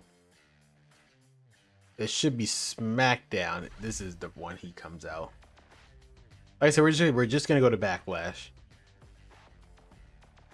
and I'm actually teaming up with him.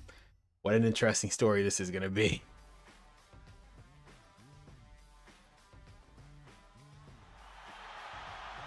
Again, how the show starts, just zooming in, kind of like again real life how they start the show. So little small stuff like that.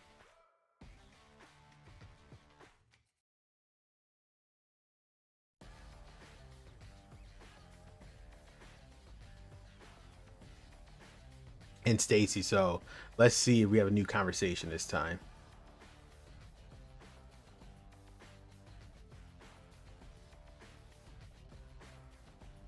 You see, so stuff matters. If you interact with the person before, it's not like they're gonna say the same thing. They see you again. It's progression. See, I could be mean, but I was gonna be nice. Let's continue this tonight. Oh, really?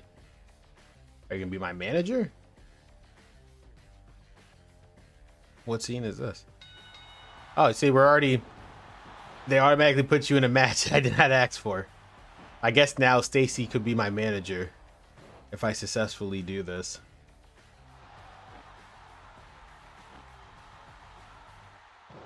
And she has a finisher, even though I don't think she ends. Look like she's frozen over there. Let me. Oh, well, you could definitely use still stuck. Yeah, she's stuck in this position. There we go.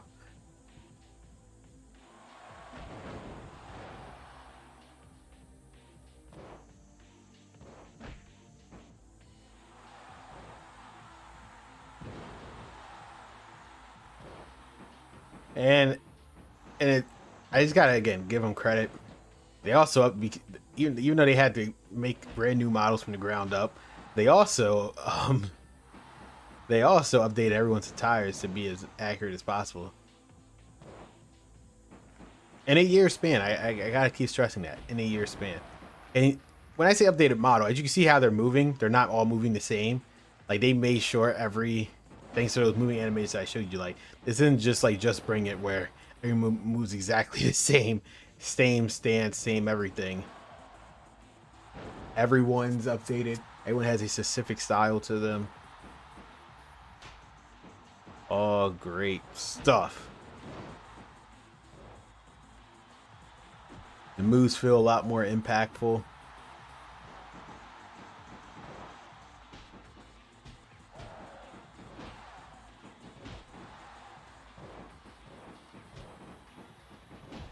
And also now you see you can turn them and do a certain move.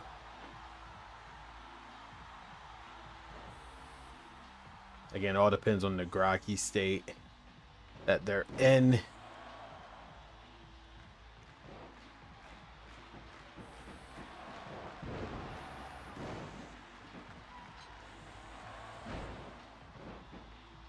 Now Triple H is going to hit that pedigree, hopefully.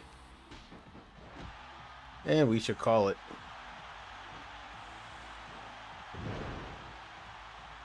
And as you can notice, the color change when you get a finisher, it does change color. I believe the last one's red.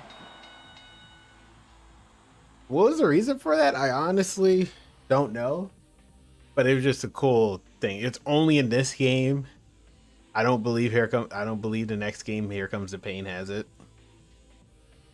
And just like that, I believe Stacy's now our manager, perhaps. If we're not in non-story modes, I believe Stacy might be our manager. You can also, actually, why not show you guys this? I forgot this was a thing. You can interfere in matches.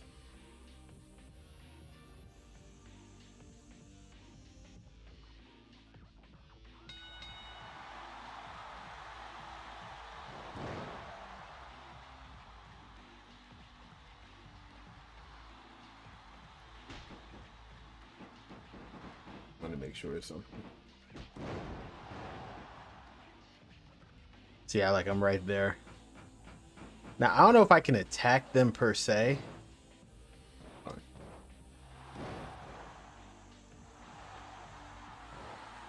Let's see something.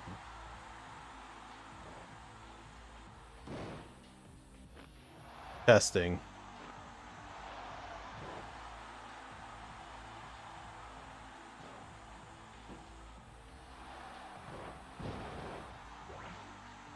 Test.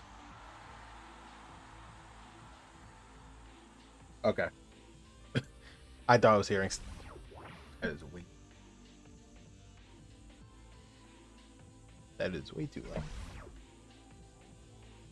I thought I was hearing stuff. We're all good.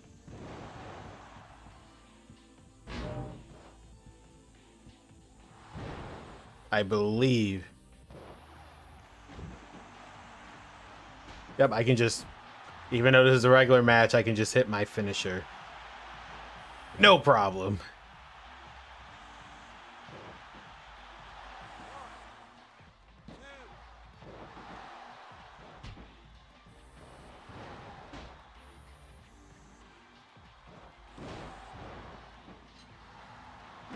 But yeah, just wanted to show that off.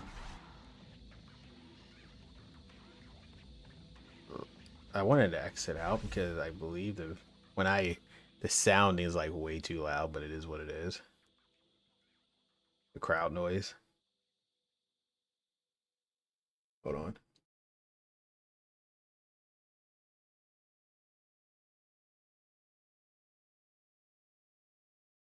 Yeah, the crowd noise is way too loud.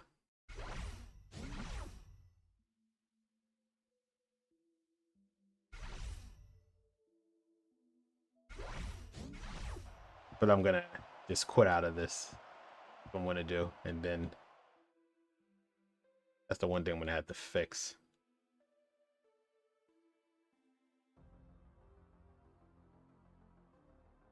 I do apologize about that, guys. If the match sound was way too loud, I'm gonna have to look back because normally what I would have done is lower it in the game setting because there wasn't like a slider, there's just like 4 options. But I remember I hit reset to default, and because of that, I don't think it properly had it in the right one I wanted. I completely forgot to switch it.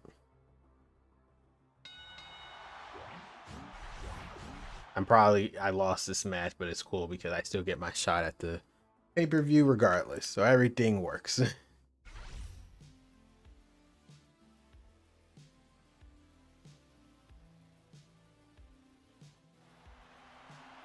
But just again, this cutscene real quick.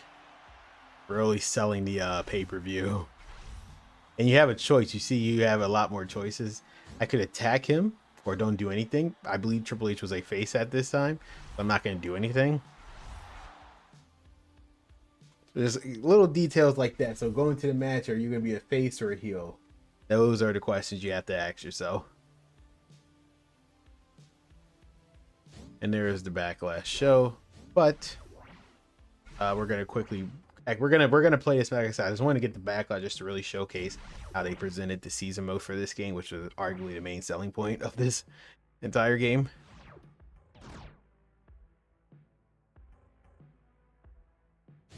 Let me exit. I would never understand why you had to save twice. Like, you just saw me save. Why am I saving twice just to exit? It makes no sense.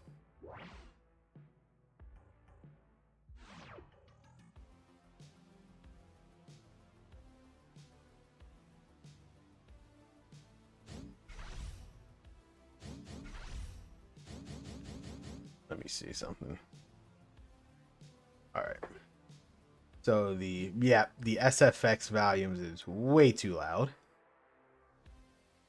The in-game music track is random, but the XFX, the crowd is just, that is way too loud. It should be normal. Entrance is off, music's off, but the sound, yeah, that was way too loud. And I apologize. It should have been at normal, and I apologize for that, everyone. I knew something was off. That sound was way too loud. Everything else looks okay. And now we can save and exit. I knew that was the one thing that was way too loud.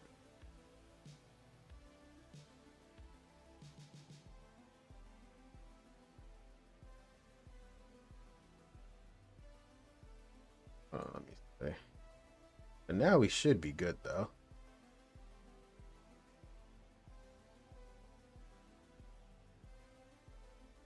We should be good.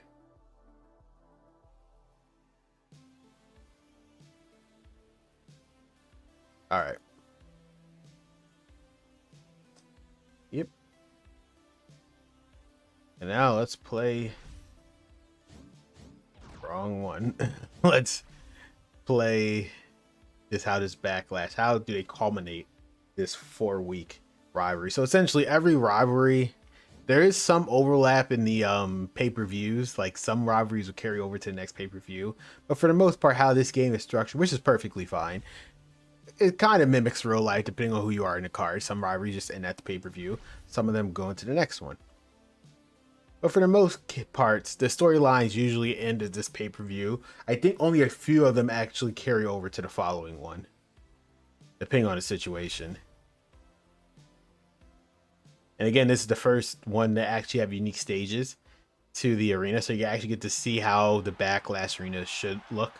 Because Backlash, up until like since 2000, had a very unique design, and now they finally put it in the game. So like, this was so cool. And also, this is one of the, so you see, this is one of the arenas.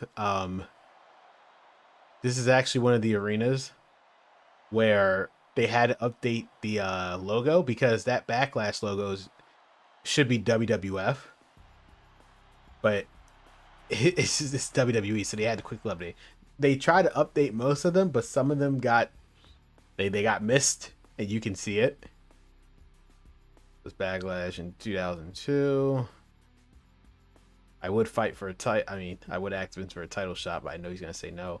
And here's Jazz.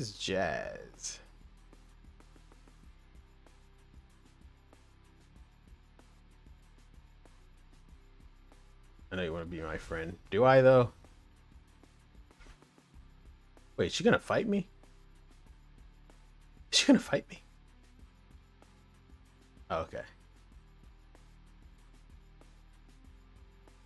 Hold on.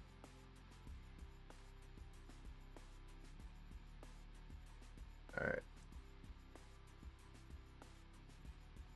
I will make sure. I was kind of late coming home today, and I do apologize.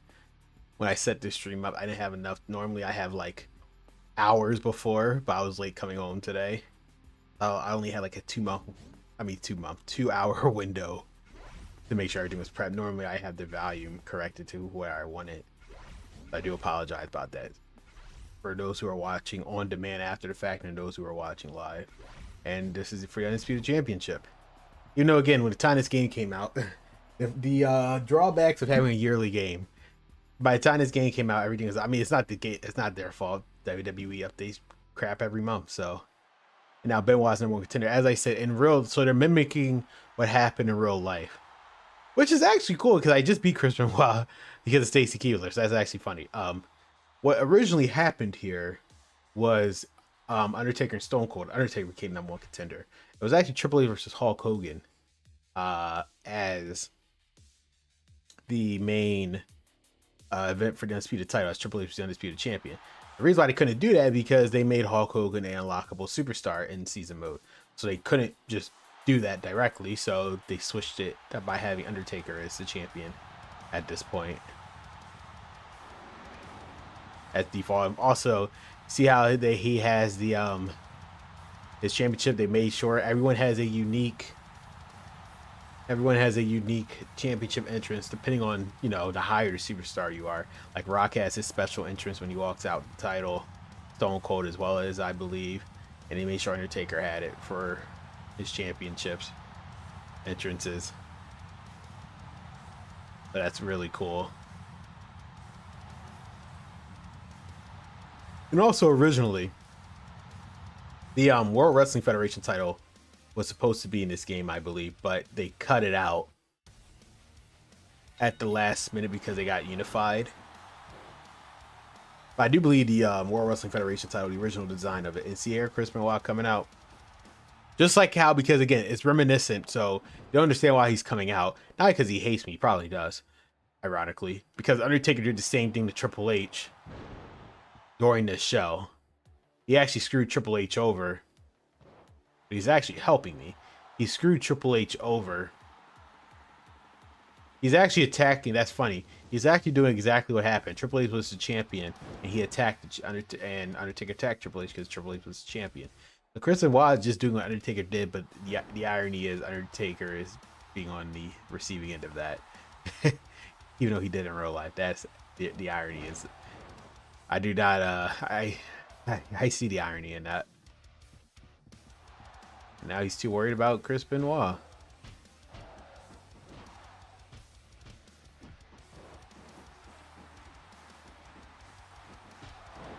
Let me hear. 1 second, guys. Yeah, this is the volume I wanted. Yeah, I apologize, guys. I realized that the audience was like super loud. So I'm going to look back to see if you guys could hear me. I know I'm just running in place to make sure he doesn't attack me. So I apologize. Again, normally I'm like hours prepped for the audio. I was like only had an hour before I came, if 2 hours, if that, before I came on live. And for that, I do apologize for those who are watching on demand after the fact. Just sometimes when you're doing an event, I mean, I knew going into this event that I was doing that I was going to have probably some hiccups. So, especially when you're doing it every day, 25 days straight. That's what happens when you're live. It won't happen tomorrow. I'll make sure of it.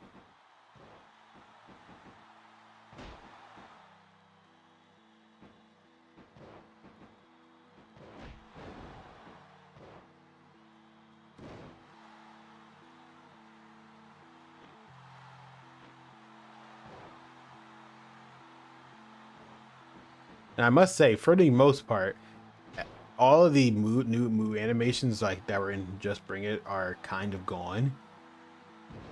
Like that suplex is like slightly updated from Just Bring It. It's not the generic one, even though they're all again computer made and not mocapped. So they did update a lot of these moves, and I gotta give them credit. It just, I can't imagine how hard it is to make the game, especially when you gotta do it every year. That's what happens when you have developers that actually care about the audience that they're making the games for.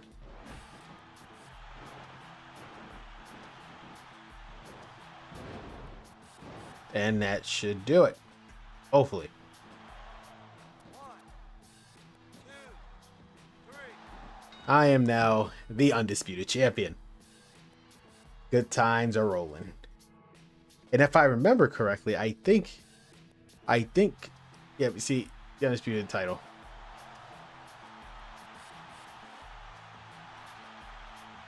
Even though the animation's brief, we're not at the era where and the victory scene is just as long as the entrance sometimes.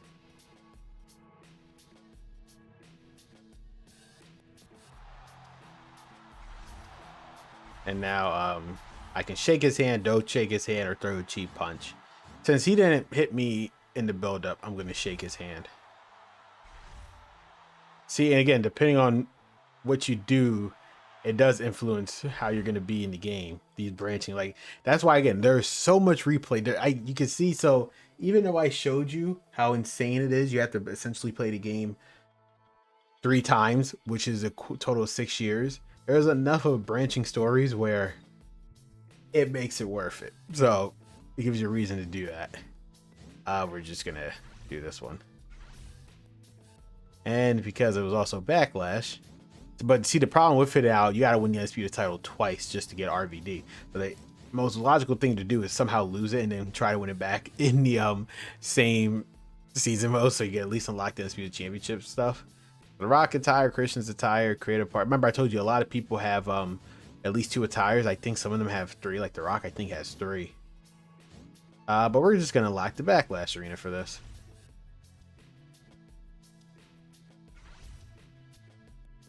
And there's that. Oh yeah, there was. So determine the rankings, by the way. Theater mode is now unlocked in the main menu. You see, I forgot to point out. You see those points? I remember Vince said I was 86, so you see 87. Steve Austin's 91. And now you can see who's in contention. Well, I mean, the former champions. So no one lost titles yet. Like, Stone Cold would obviously be looking at it more than likely if I play my cards right. Well, Chris Benoit is #1 contender. So it's either going to be Chris Benoit, The Rock, or assuming they accurately... We're just going to play that first. We can see what happens. I know it's going to be Chris Benoit. So it's either going to be Chris Benoit, I can't even say his name. Chris Benoit, The Rock, or Stone Cold, or maybe Brock Lesnar. I see they accurately had these points in place. The points matter a lot more in the next game, but I'm just letting you know, because since everything is brand specific. There's The Rock over there. And now, since I'm undisputed champion, I can be... So the benefit of being undisputed champion, by the way, remember, you can be on both shows. I wasn't on Raw this entire time. I was just on SmackDown. But now you get double the matches, even though you probably don't want that. And now they're doing something for England. They say sure. But now you can, again, unlock the UK arenas too. There's so... You could have said no and just ignore it, but now you have an additional... I'm not a double contender. This season, now everyone's vying for my title now. This is my first night on Raw too. I actually forgot about that, so that's very cool. They can be on both shows now since you're the undisputed champion. Let's see who's backstage to talk to.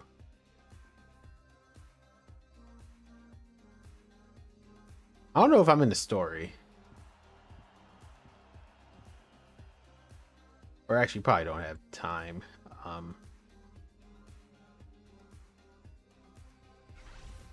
Well, he actually wanted to talk to me.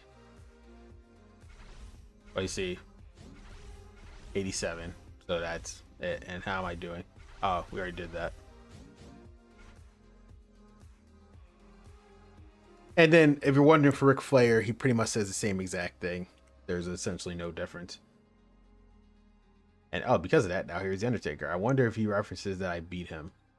Wonder how accurate this is, or just something generic.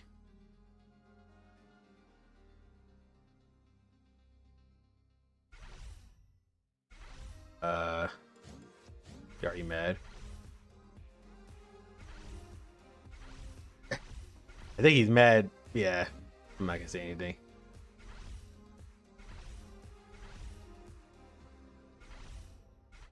God, Jesus, Undertaker, why are you so mean? I know he was big evil, but you normally just don't talk at all.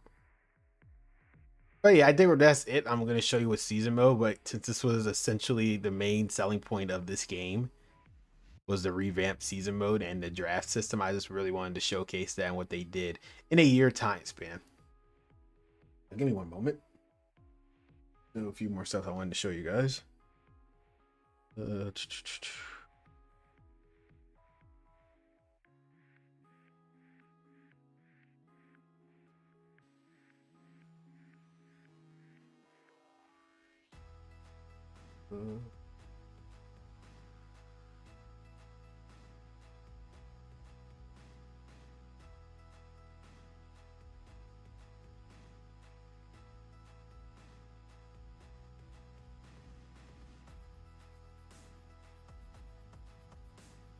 One moment, guys. I had this up, but for some reason, I guess I got taken off. But okay.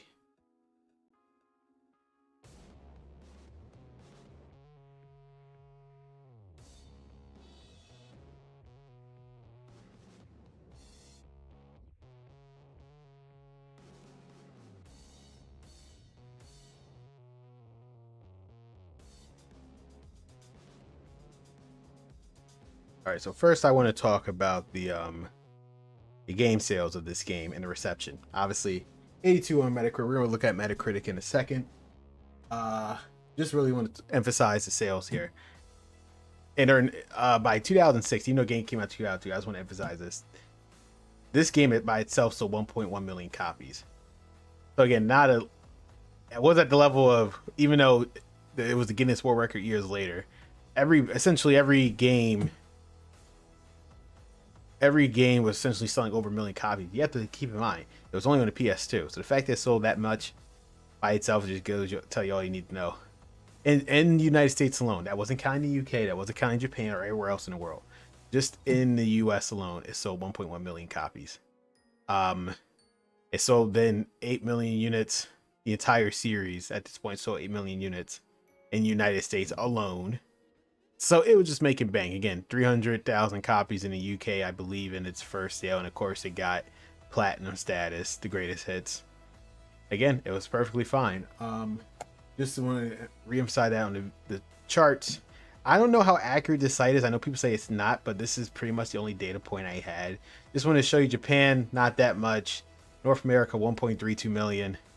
Europe, 1.29. And so in total sales, you had almost 3 million copies of this game sold on just the PlayStation. Very close to SmackDown to Know Your Role. That was the best one on selling on one account with over 3 million copies. So yeah, it was up there. And then Metacritic. Again, even though, just bring it. This is what I mean when I say the developers, Ukes, regardless of how people think about them, like people had different opinions and stuff, they listened to feedback. They made sure the next game was their best game every single time. They might have had a few misses, or they had a different direction of that, but they always try to make sure the next game was their best game. It got an 82 and perfect 100 score. And I think, again, this review just shows, like, listen, the most remarkable change was this year's season mode. The main criticism of Just Bring It was the story mode. Everything else worked. They updated that leap to the PS2, the entrances, the presentation. It was just the story mode was just so lackluster because there basically was none. 3 matches, if that, and if you're a champion, just 1 match, and that was it. But you see how they was like, all right, we got you. Not only did they expand the story mode, they added the draft, which just like real life. Yeah, and then amount of years, 2 years story mode, and you have to play it 3 times just to unlock everything. Now, is that tedious? Yes, but at least there's replay value because there's so many branching paths. Just to see it all, you gotta have to play it 3 times over, and that's what makes the game replayable to this day. You can probably some stuff people have never touched in Shut Your Mouth that they have not witnessed, but thanks to the replay value of that season mode, it makes it worth it. And then Game Web Sony set the new standard when it came to wrestling game, as I said that earlier. And Sinscape, the epitome of what a wrestling game should be like. And as I said, the thing with Shut Your Mouth, right? And I think this is a good point to end. The thing with Shut Your Mouth, like I said in the beginning, for a year, it was arguably considered the greatest wrestling game of all time. Yeah, I showed you everything that is the game. The main thing was that season mode. They hit it right out the park in 1 year. At the time, in 2002, from when the game came out to exactly a year later, this was the game. There was no other wrestling game to play but this game. But the next game, they took what happened with Shut Your Mouth and they tweaked it one more time. They went all in on the season mode once again, and arguably they achieved perfection in their arcade style gameplay. And what that made, to this day, there's an argument to be made, but I don't think there's really an argument when it's universally, even non-wrestling fans say it. The next game, which we're going to be looking at tomorrow, SmackDown Here Comes the Pain, is considered the greatest wrestling game of all time. And we're going to be seeing why it was the impossible act to follow. I titled this one The Peak Before the Peak when as it's live right now, because I think it just summarized Shut Your Mouth so perfectly. The game was perfect. It was the peak before the next peak. And it's just that's why Shut Your Mouth is like, when people talk about Shut Your Mouth, if Here Comes the Pain didn't exist, Shut Your Mouth might automatically be considered the greatest wrestling game of all time. But then tomorrow, we're going to see why Here Comes the Pain is considered the greatest wrestling game of all time. For those who are watching live, I appreciate it. And those who are watching on demand, I want to apologize. Normally, I check the sounds of everything, but I only had a 2-hour prep time when I was doing, if that, not less than 2 hours really, before I started this stream. Just because I came home late, it is what it is. Life happens. I knew when I was going to do this 25-day event, there was going to be some hiccups, but tomorrow I'll make sure that's not the case, and hopefully the sound, I don't think the sound was bad, but it should have been lowered a lot more than what it was, and for that I apologize if you're watching this on demand. If you can't watch it, then that's perfectly fine. So again, thank you all for watching, and I will see you tomorrow for SmackDown Here Comes the Pain.